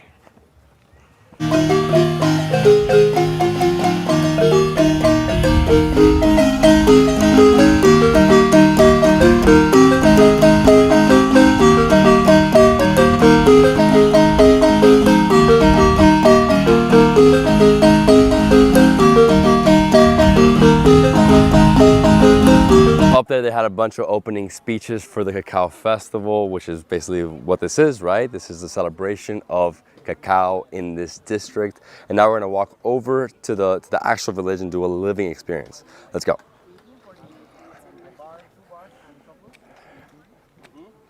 Pleasure to meet you. Nice to meet you, sir. Jose is taking me on a living experience. He's taking me to his home to see some stuff. Yes, sir. And welcome to Santa Cruz. Welcome to Santa Cruz is a very traditional and cultural community. So feel free to be at my home. We're going to be sharing to you guys the way we live, showing to you guys what we do and what we do for a living, okay? So feel free. Let's go. It's hot. Yeah, it is hot here. So here you have, I guess you're selling souvenirs here? Yes, no, we showcase, okay? Also we do for sale if you're interested. If not, then but we showcase what we do, how we use nature, what nature means. Here we don't have gym. We don't go to gym here in communities. So our gym is beaten rice with the hand pestle and the mortar, okay? See what we do here? This is our gym with our kids here, okay? If you feel the handle, it's a very hardwood. It's one of the hardwood that we use in the jungle for our house posts. Ooh, it's heavy. It is heavy. Just like fufu, but you have to always aim for the center. So Hilda, Jose's wife, just grinded the corn. You know, she like pressed it, and from there, this is gonna go over here to bake, and then eventually they make corn tortillas. Yes, correct. And right here with the masa. That's corn mashed, very thick. It's like a hard ball. This is hot. The tawa. Let's call it tawa. Tawa? What do you call this? Kumal. Kumal. Yeah, shamuch. Shamuch. That's in Mopan. Let me sit. Whoa, this is a low seat. Do you want a higher one? Is that okay? No, that's fine. Okay. Yeah, I'll sit here. Yeah. So you gotta keep spreading it. She's doing a way better job than me. It's good like that? Yes, you can put Done? Yeah. You don't want to go too thin because it tears. There we go. And then straight on there? Come on, yeah. Mine was awful. So I've been to Guatemala, I've been to El Salvador, Belize. I've experienced Mayan culture. Okay, nice. I love it. That was not good enough. Not thin enough. See, it's hard because you have to get it thin, but also like she's spreading it so well. Like she's doing such a good job with it. So what language do you speak? We speak Mopan Maya. Mopan Maya. Yes. Is it a hard language? I'm sure it is. It is, and also it's not written, by the way. It's not written language. Yeah, most of our most of the speaking that we do is mixed Spanish. Mixed Spanish. Yeah. Plantain. I'm gonna sit right here. Okay, so I'm gonna have a traditional Mayan meal. Here we have tortilla. Tortilla, grab that. Grab some of this chicken. Combine it. Chicken's nice and tender. So we have callaloo, we have yam. We have heart of palm. Heart of palm. Yeah. Beautiful. Heart of palm and callaloo. Heart of palm and callaloo. Yeah. Healthy meal. You know, it's simple ingredients, but it all comes from the land and made with love. Yes. Over here, pumpkin. Oh yeah, this pumpkin, it melts. It is. Super juicy and sweet too. Yeah. It's like, I'll stay here. No chicha? No chicha. We have Jipi Japa, which is what we have here. Jipi Japa? Yeah. Jipi Japa is the name here locally. That is a sweet yam. And this one? That's a cocoa yam. Oh my gosh. Cocoa yam. I'll say, congratulations. The food's really tasty. Nice. Thank you. Wow, what a meal, guys. I'm enjoying this one. 85% chocolate. That's amazing. I'll have another. Okay. Wow. So hot chocolate, it's not too hot and it's not too thick. It's more like watered down. Wow. This is like full of antioxidants, huh? You're going to be full of energy after this. Oh, that's amazing. Congratulations. My favorite thing here is this. This with the cookie, perfect. Some more of my Mayan friends want to try some American candy. We have the atomic fireballs. These are interesting. We have, what is it, crunch? Oh, I love these, the bunch crunch and the Butterfingers. So I think you need to try Butterfinger. This is one of my ultimate favorite chocolates. It's melted. It's okay. Here. You're in Belize, man. Welcome to Belize. I know it's hot. Here, open your hand. I'll throw one in there. Just pull one out. Yeah, it's broken. Wow. Look at that. Nice. Good? Super nice. Lemon taste. You want to try? Okay. All right, so you have to like grab it. I don't know if it's gonna come out. Oh. Just have one. You guys are used to the chocolate, right? We used to chocolate, cacao chocolate, yes. Nice. Nice. Good? Yes. This is something I don't think I've ever tried. Fireballs. These are like little candies. Here you go. One for you. You don't need to eat all of that though, because it's spicy. You know? Is it spicy? Is it spicy? Like cinnamon spicy. Yeah, it's something different. Let's see. Oh, maybe it's hard. Is it hard? No, maybe you suck it. I think you just. Oh, yeah, you suck it. You suck it. I'll try one with you guys. Let's see.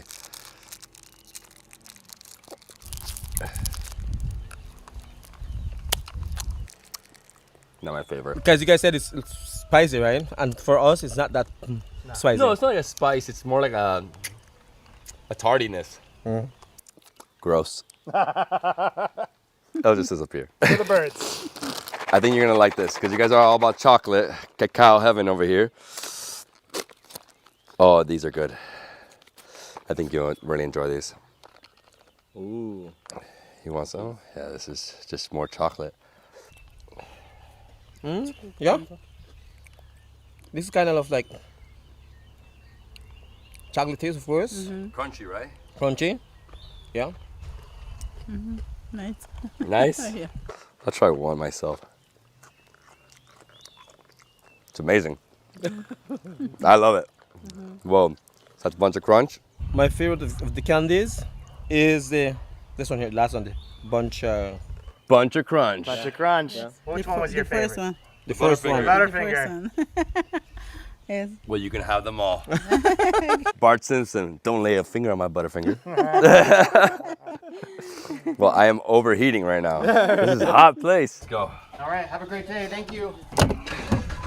Conquered this place. And now we're going to lunch to have some East Indian food buffet style at Coleman's Cafe. Coleman's Cafe, and that's in Big Falls. It's right nearby, right? About a 20-minute drive? 20 minutes drive. Not bad. So East Indian, is it really East Indian though? Yes, it is. You sure about that? Yeah, positive sure. I don't know, man. I've had a lot of East Indian food. I'll tell you if it's real or not. Whenever you get there. When in doubt, call David. Yeah. I mean, I think Armando is East Indian. Is he? Yeah, East Indian. Oops. We'll see. I don't know. When You we haven't get told there. me. You haven't told me. When we get there. He is. I mean, if I don't see any dal puri. Dal roti. Dal roti. Perline's restaurant, where good food and good people meet. And here we have the buffet. Rice and beans, white rice, stew beans, chicken. Sorry about that. What else we got? We got pork. So you go in this door, you come out that door. It's $25 per person. Let's get some rice and beans to start. Good stuff. I guess next I'll come here. What's this? Kidney beans. Ooh, hot. Wow, it's so hot. Over here we have chicken. We have chicken. What else is here? Some more chicken. So I guess I'll get some chicken. One side right there. All right, and then over here they have pork. So I'll get some of this. Rice and beans, which is national dish. We got some kidney beans. We have some stewed chicken. Oh my God. Try that. So good. This is good. I need some spice though. Do you have any spice? Yeah, right here. Right there? Just like in Trinidad, bro.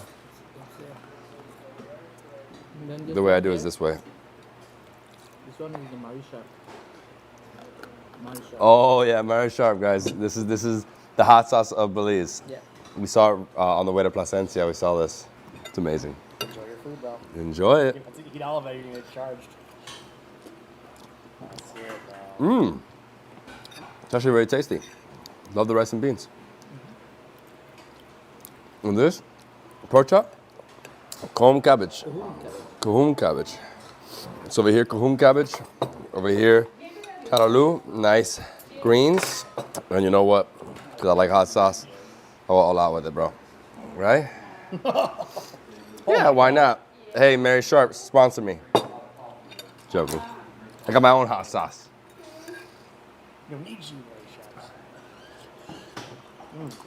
Callaloo reminds me of spinach. Almost the same thing, right? It's tasty. Very homey meal. It's 25 Belize for the buffet. And it says here, whatever you leave, you pay for, right? Extra fee if you leave food. I'm really enjoying it. Good food. Nice ambiance.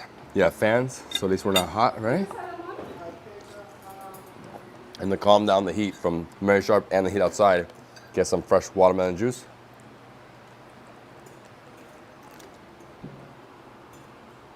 Wow, it just cooled me down so much.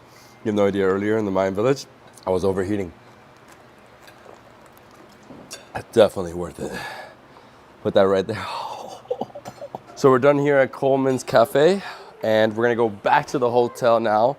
And then from there, we're gonna get ready, and then we're gonna go eat street food in Punta Gorda and PG. That's what the nickname is, PG.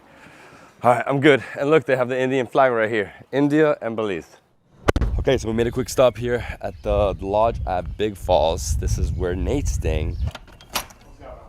You ready? Yeah. This is Nate's place. It's nice. I would have stayed here with him, but... I mean, it's not everything you need, you know. To be fair, it has all the accommodations. You got a nice little stove in there. You got... But you're not with me. 2 beds. I mean, you know. Right? Yes. Let's go. Ready? Yes, sir. I showed him Nate's place. Yeah. That's great. It's acceptable, though, for sure.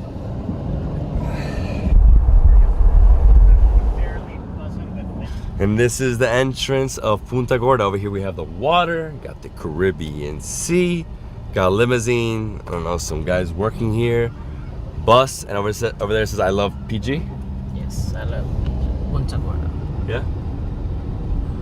Is that what it is? Central Park. Central here. Park.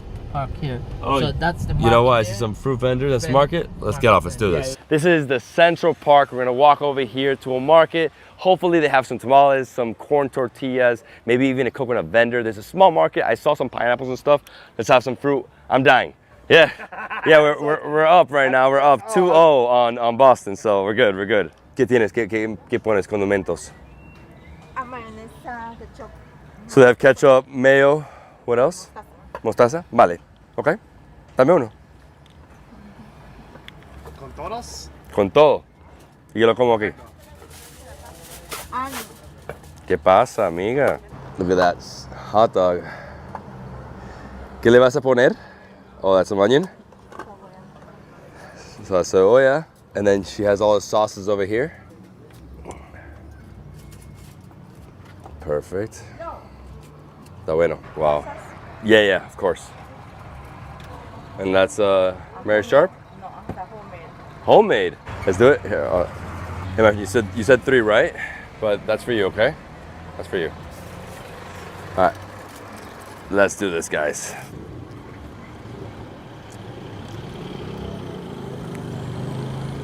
That's overwhelming with sauce. Love the hot sauce. I mean, it's a mix of things, right? So we have the hot dog, we have the bun, you have the onions, and you have, what was it? Ketchup, mustard, hot sauce, mayonnaise. So all 3, the big combo. It's a big dog. Well, a lot of bread. Merci. This takes me back to the Marlins games in the 90s. 99. That's the year we won it. Whoa. She made this thing spicy. I haven't had an old-fashioned hot dog in a while. That's the good stuff right You there. wanna, yeah, I got you. Yeah, you already got That's good. The best seaweed on earth, algae. Wow, that's fantastic. Love it. How much for this? $3. $3? Yeah. It's not perfectly ripe, This turn. so it's still a little crunchy. Mm-hmm. What? Wow. In this heat, too refreshing. Come to him, buy some sea moss, and get this. I'm gonna take another one. They're that good. Oh wow. You know what? Can I have some of that too? Salt, right? Pepper, spice. Spice. Mix it in here. Controversial right there. Controversial.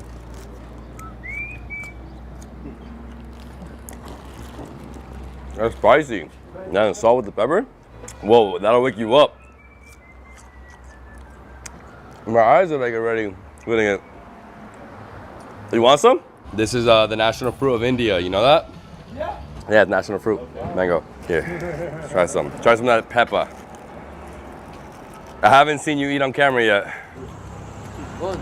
How much do I owe you for the bag and the moss? $4? Hey, it's too spicy. I might have to get another one. It's too spicy. Told you it was pepper. Yeah, but pepper and salt, the combination, it's extra because it like destroys your tongue. And if you didn't know, sea moss is an aphrodisiac. Hey, what do you have? Barbecue. Barbecue? What barbecue? Like chicken and sausage? Okay. Can I have a sausage? So here we have sausage with coleslaw, house-made slaw. And what else are we gonna add to it? Some beans on the side. Oh, that's good, huh? Whoa. Oh, and tortilla. Well, it's gonna be good. Let's go find a seat and eat. It's hot today. 7, 8, 9, 10, and 10, 20. Thank you, thank you. Let me give you a front. Thank you so much, appreciate it. So 7, I gave her 10, an extra $1.50 tip. All right, so let's do this. So I'm gonna poke this sausage, barbecue sauce. What? Very smoky. Mix some of that. Beans. Bro, what do you have here? Pepper. Pepper. Don't do that to me. Belize is a country that loves pepper. So I'm just gonna like. It's really hard to play, bye. No, just on the side. And you get the tortilla. Get some of that. You don't have a knife? Well, I guess I'll try to break this up like this. Perfect. Yeah, this is gonna be some spicy sausage. You like spice? Yep, I do. You like spice, huh? Yep. What's your name? I'm Joel. Joel. Pleasure, nice to meet you. Joel, you wanna have a bite? You good? Okay, sure. Let's have a bite together. You can grab a tortilla. You can have a bite together. If you're hungry. I'm stuffed. Let's go. Just grab this like this. Come on, man. You're Belizean.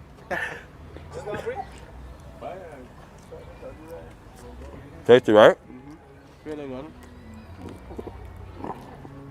It's not too hot. I thought it was gonna be hotter. Actually, you should get some onion and pepper and put it on your tortilla. Onion pepper, let's open this up. So I'm gonna get some of the onion and pepper from right here. How spicy that is. Look at all the habaneros. Look at the habaneros. Habanero is a national vegetable. It is, right? It's like consumed that way.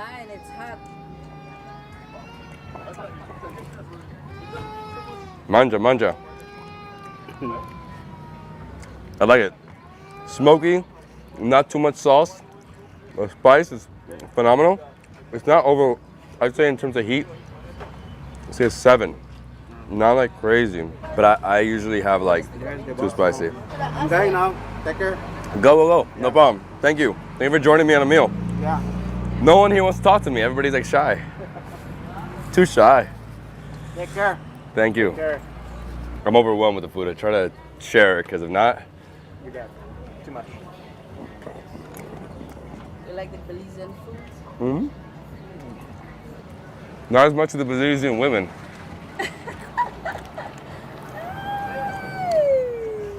I have to make people smile because if not, I love your bike, bro. Can I drive it? Can I ride it? Let me ride that thing. You know, I have a license, right? I went to driving school. I went to motorcycle school. I didn't know that. Yeah, man, I was 19. I went to Lees County in Florida. Hey, thank you so much, man. Thank you. My lips are boiling, by the way.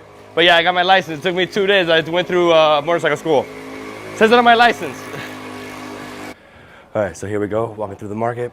A lot of different vendors selling very similar things, right? So I got beans, They have potatoes, onions, pineapples.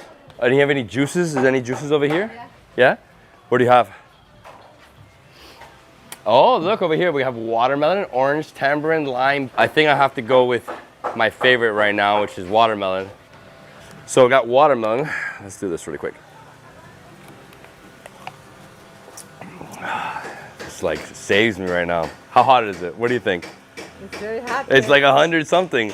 Without this fan, I'm suffocating in Punta Gorda. And over here, look at this, Nate. Yellow ginger and achote. Yellow ginger and achote. So achote, you could use it for like a marinade, babe. That's for chicken. For chicken. Indigenous people use it for caldo. For caldo. Yeah. And then what's this one, ginger? That's the yellow ginger. That's the Indian. Is it powder? Yeah, they use that for cooking chicken turmeric. And how much for these? One is $5 and the red is 10. So, what's your name? Alvina. Alvina. Alvina's gonna try some candy. I got something called here a Sour Patch Kid. You gotta try this. This is amazing. What do you think? I'll try it with you. Yeah, I got a little sour taste. Super sour. Wanna try something else? I know we've had a lot of people try these, but... I know, I tried it before. Oh, you have? Do you like it, or you just want to take a bite? Yeah, it's very nice. Yeah, right? Yeah, this is very popular in America. Let me give you something else. Gummy clusters. Yes. All right, so let me open this bag. Dude, I want to try this. Here you go. Let's get our little ball. Never tried it either. Take a whole bite. So nerds is usually that little thing, but they added a little gummy bear inside. Yeah. It's different. Tangy and crunchy. It's good, though. It's Yeah, nice. very tangy though. Let's see what else we got in here. Let's see if the chocolate survived. Do you have any chocolate left? Oh, the crunch? Oh, they're good. They're good. Thank God. Whoa. Sorry. They came out really fast. That's nice. That's nice, right? I know, because you like chocolate, right? Of course. Of course. Well, thank you so much. This was great. I mean, you know what? Let me have her try this. Yeah, so this one you just gotta suck on it.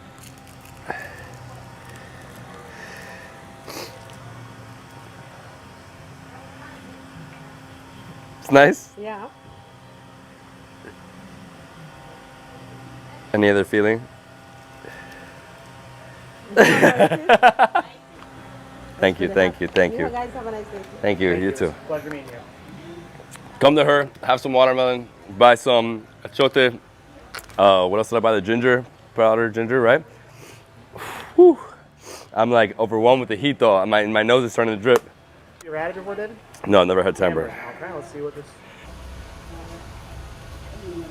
That's really good, actually. Wow. Tastes almost like a little bit like a lime, and maybe a lime and a cantaloupe or something. Oh, this is it? That's it right there.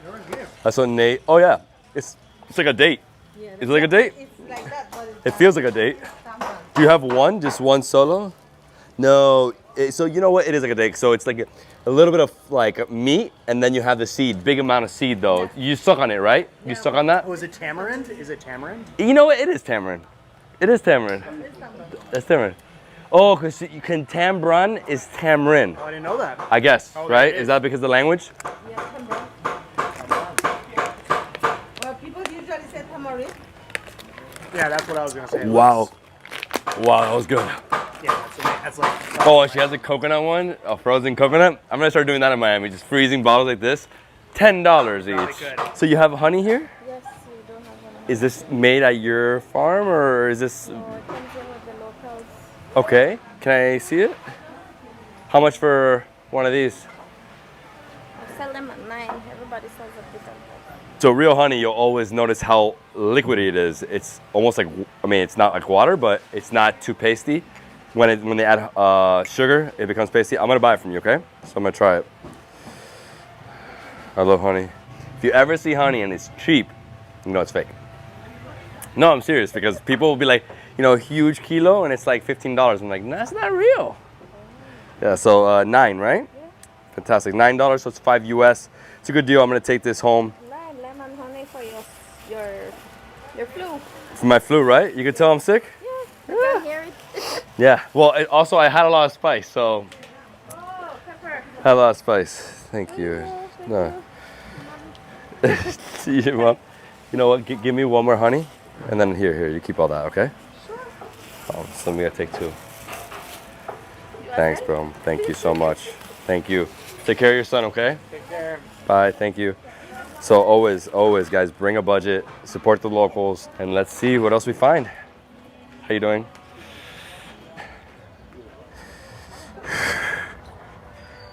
This is the main middle street, this street here in town. This is where all the activity will be taking place here in the festival.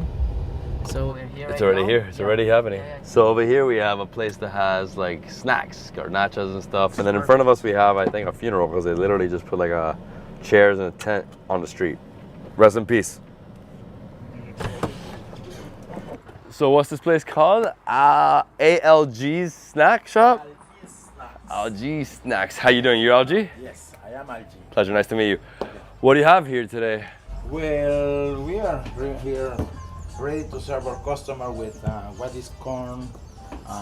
So tacos, burritos, panades or panadas? Panades, yeah. Salbutes. What do you recommend? Well, panades, salbutes, anything. I'll have salbutes. Let's get salbutes. I give you an order of salbutes, no problem. One order. Next time, yeah? Perfect. Thank you so Sure. much. Is it okay? I have to fry it first, and then now that it's fried, put in the minced chicken on it. This is the preparation of salbutes. And now we put our cabbage, which is another complement to the salbutes, and then we put the final that make it look like it's definitely a salbutes. So everything is homemade. Everything is right here produced in Toledo. Food service, please wait 5 to 10 minutes. Took him 5 minutes and we got salbutes. Repollo, so cabbage, tomatoes.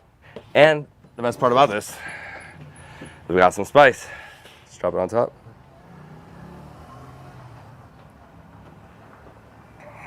All right, let's do this. Let's get a bite. Ooh.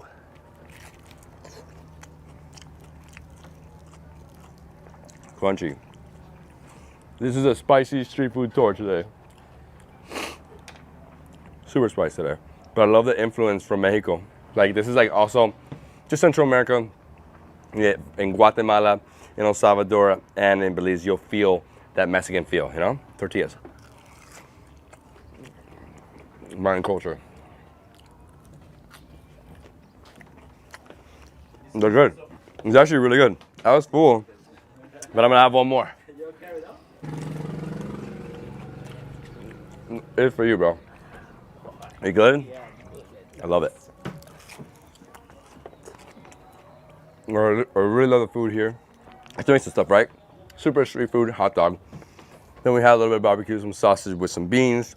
And then we had some spice. Everything was spice. Mango was spice. Best thing for sure for me was the sea moss. The sea moss was epic. I had 2 of them. Then I also had a juice. We bought some stuff.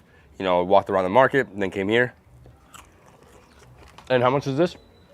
It's 4. So 2 US for this. Yeah, so they make their own sauce. And I got my sauce. Well, I don't try pepper. I tell you, Nah, it's only Kashmiri chili. I just want to taste it, but not to say try it, like to say that we're gonna get. No, I just. No, you have to buy 10 cases. I just taste it. Taste it. Okay. No, I'll try it too because I love it. Man, it got different flavors. What you put on it, like Pineapple? Okay. That's Guava? nice. Yeah, of course. Everybody can taste it. Hot sauce. Okay. Yeah. Good. Look at it. It's so my partners are from Suriname. Their family's from Suriname. Yeah, it's spice. Here. It's pineapple, guava, and Kashmiri chili. And there's obviously some other things in the base, but. Okay, that's okay. Finish. It does because it has that kick at the end. Yeah, I love it. We went through a year of putting the idea together. I believe you because it's a story. It's hard. Thank you. Gracias. All right, now we're going to the chocolate festival. It starts in about 30 minutes right here, only 4 blocks. But we're gonna move the car. Let's get in. Sit closer. Vamos.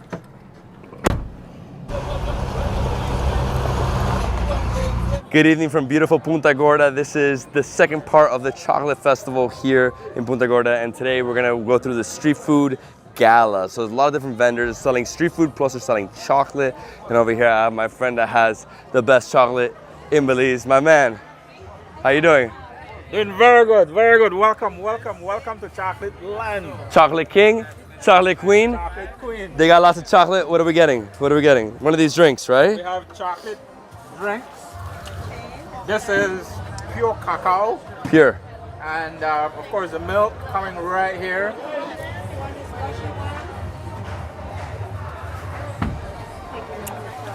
It has a thickness of like hot chocolate, but it's frozen.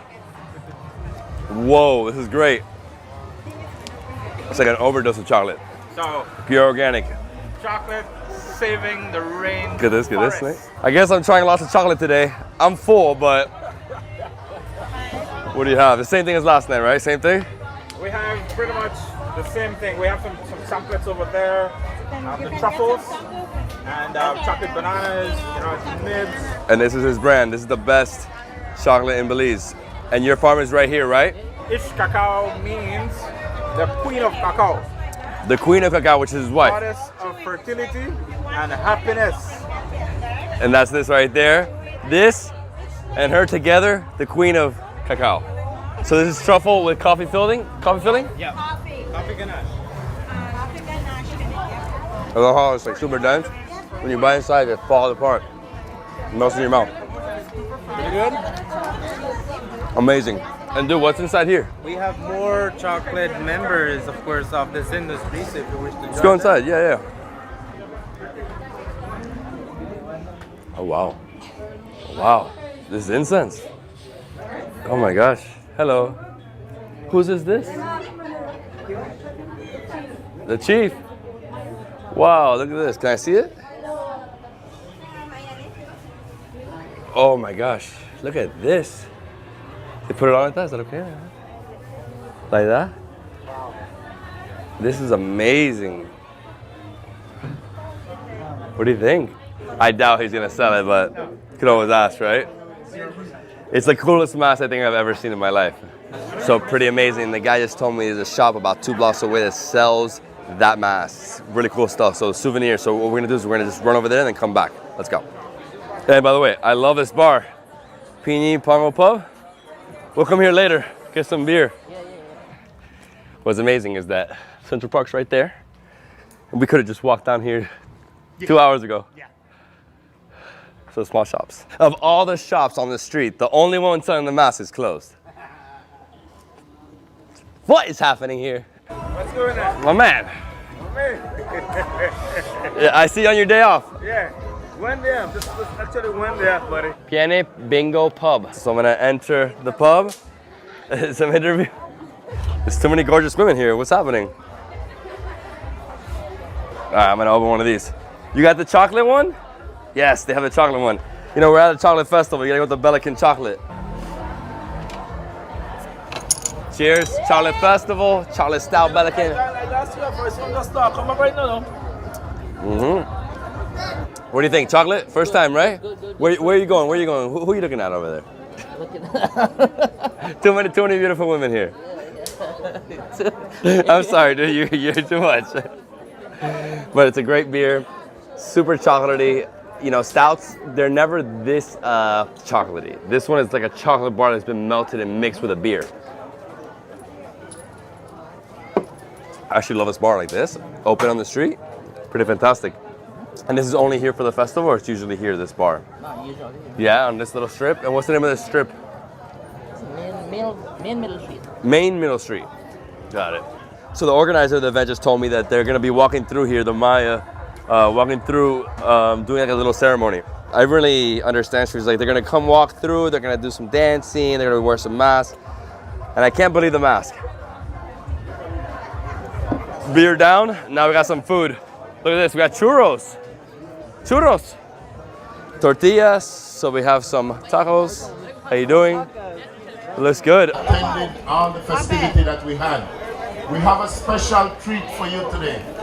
Today we have the cacao dancers. So the dancers are about to come out. Before they do, we're gonna make our way down here, see what else we got. Some pizza here, some cookies. Over here, more chocolate, the statue. And as you can see, this is like a strip, the only pedestrian like little promenade they got to the water.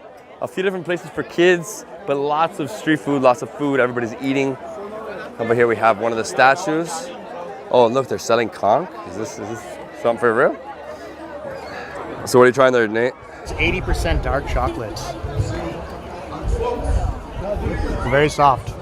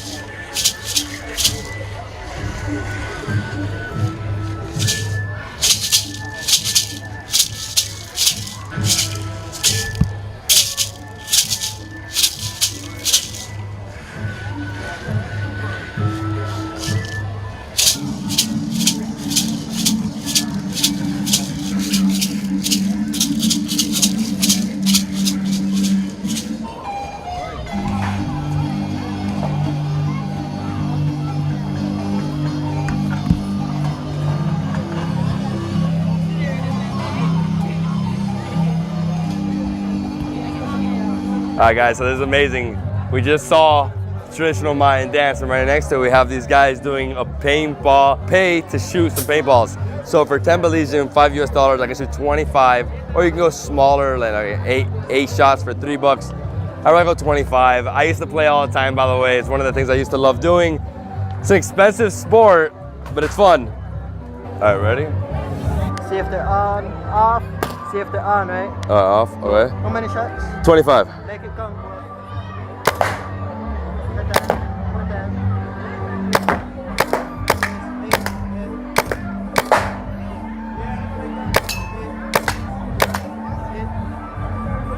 Appreciate it, appreciate it. Guys, thank you. Thanks, dudes. Enjoy, right? I loved it, bro. And that was the Chocolate Festival here in Punta Gorda 2023. It was epic. Had a lot of chocolate over the past 2 days. I ate a lot of food. What an experience here. Definitely come out to Toledo District, Belize. Experience this next year, 2024 in May. You will love it. That's it, guys. I hope you enjoyed it. Peace. Good morning, guys. Last morning here in Belize. I am literally leaving straight to the airport here in Punta Gorda, which is a tiny airport, getting on a flight, like a 1-hour flight, leap to Belize City, and then they're connecting on American Airlines to Miami. So I'm just gonna show you a little bit of the journey to end this documentary, and I'm super excited because I got this souvenir. Love a souvenir. Got my bags. Let's go. I already had a stuffed jack breakfast. Let's see. How you doing, bro? Morning, sir. Morning. Can you help me? Yeah, I just came for the bag. Yeah. Thank you so much, bro. Thank you. Thanks, bro. All right, cool, man. Love this hotel, man. Love it. So I close the store. Let's go. When you come to Punta Gorda, you have to stay at this hotel. Whew. Wow. Got exhausted, man. How you doing? Good, I'm You good? Copal Tree Lodge, the best, bro, the best. So yeah, this is the best hotel in the area, Copal Tree Lodge Distillery. It's like, I don't even know how many thousand acres they got so many. But yeah, we had a great time here. I wish I had more time. Getting in the car right now, I'm going to a tiny airport. Let's go. Copal Tree Lodge, love you guys. Shove it in there. Come on, Armando. Good, Fitz? All right, hey my man, thank you so much, appreciate it. Let's go, let's go. Behind on time. When I show you this airport, well, you probably saw in the beginning of this video, but it's a tiny airport, it's a shed. Yeah, it is definitely. It's literally a shed. Armando, we're gonna miss you, bro. Yeah, man. You made our trip, bro. Yeah. I'll miss you guys too, you know. Who knows? Good. Maybe we'll be back, dude. Maybe You we'll know, be back. you guys will be back. You never know. You never know. You never know. You better believe it. What a gorgeous day here in Punta Gorda. It's Sunday, chill, look at that. The Caribbean Sea's flat today. It's gorgeous. I wish we had time to go in that water, right? We didn't go to any beach. That's Punta Gorda. What a town. Very nice. Right there, their flight. Look at this. This is the airport. It's a shed. It's amazing, bro. Love this. Like how Instagram did that. Get on this plane. How many people are on this plane? 14. When you come to Punta Gorda, look at my boy Armando. Armando, thank you so much, bro. Appreciate you, bro. Appreciate it too, man. Thank you, thank you. I'll see you next time. And Safe trip, man. it's a full flight, huh? Thank you, thank you. All right, let's check in. This is the airport. Hey guys, morning. Are we the only ones here? And there's a full flight? Yes, sir. We have a full flight. Amazing. Morning. So that's checking in. Yeah, so that's my thing. Passport. Let's go. Let's get on this flight. We're literally boarding 3 minutes before takeoff, but look how big the runway is. That's it. I don't have my boarding pass. Thank you. Safe trip. Enjoy your flight. Thank you, thank you. This is amazing. That's how big the plane is. Thank you, bro. That's it. We're out of here, Punta Gorda. See you later. This flight is packed. Thank you. Choosing traffic.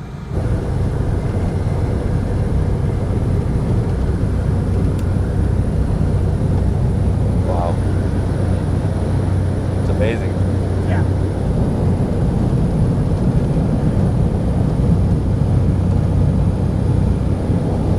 Got about a 1 hour flight to get back to Belize City. Hopefully get there in time so we can check in and everything goes smooth sailing all the way to Miami. Look at the islands. This is where the turbulence happens.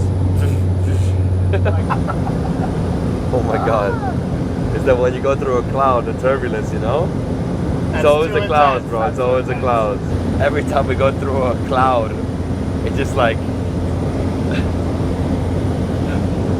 oh shit. My ultimate fear is turbulence. Yeah. Oh my God, if we're in the back, you feel it the most. I was like, All right, so I think we're about to land. It's already been 40 minutes. Here we go. Smooth. Oh, that was smooth actually, yeah. Thank you. Let's go. We're good, bro. We're good, bro. How you doing? So we have to exit to enter again, right? Yeah. Oh my God. All right, so we're back at the airport. Domestic arrivals, get our bags, and then check in with American Airlines. All right, bro. Thank you so much. Take care, man. Enjoy. Thank you. Thank you so much, bro. Thank you. Appreciate it. All right, let's do it. Let's go check in. The end of the line. We're checking in on our flight, and we're out of here. And then alarm. This is the immigration customs form right here. Our destination is Miami. AA 700. Hoffman. I'm ready to go. All right, let's go into the airport. Here we go. We did the bar, we did the fucking... What's funny is that we were here about like 4 months ago. We did an entire tour here. There's a Belizean beer shop, souvenir shops. There's bars. There's a tiny bar at the very end. Definitely go over there. And that's basically what you can do here at the airport. And that was our trip to Punta Gorda for the Chocolate Festival here in Belize. It was epic. I hope you enjoyed it. I'll see you next time. Peace.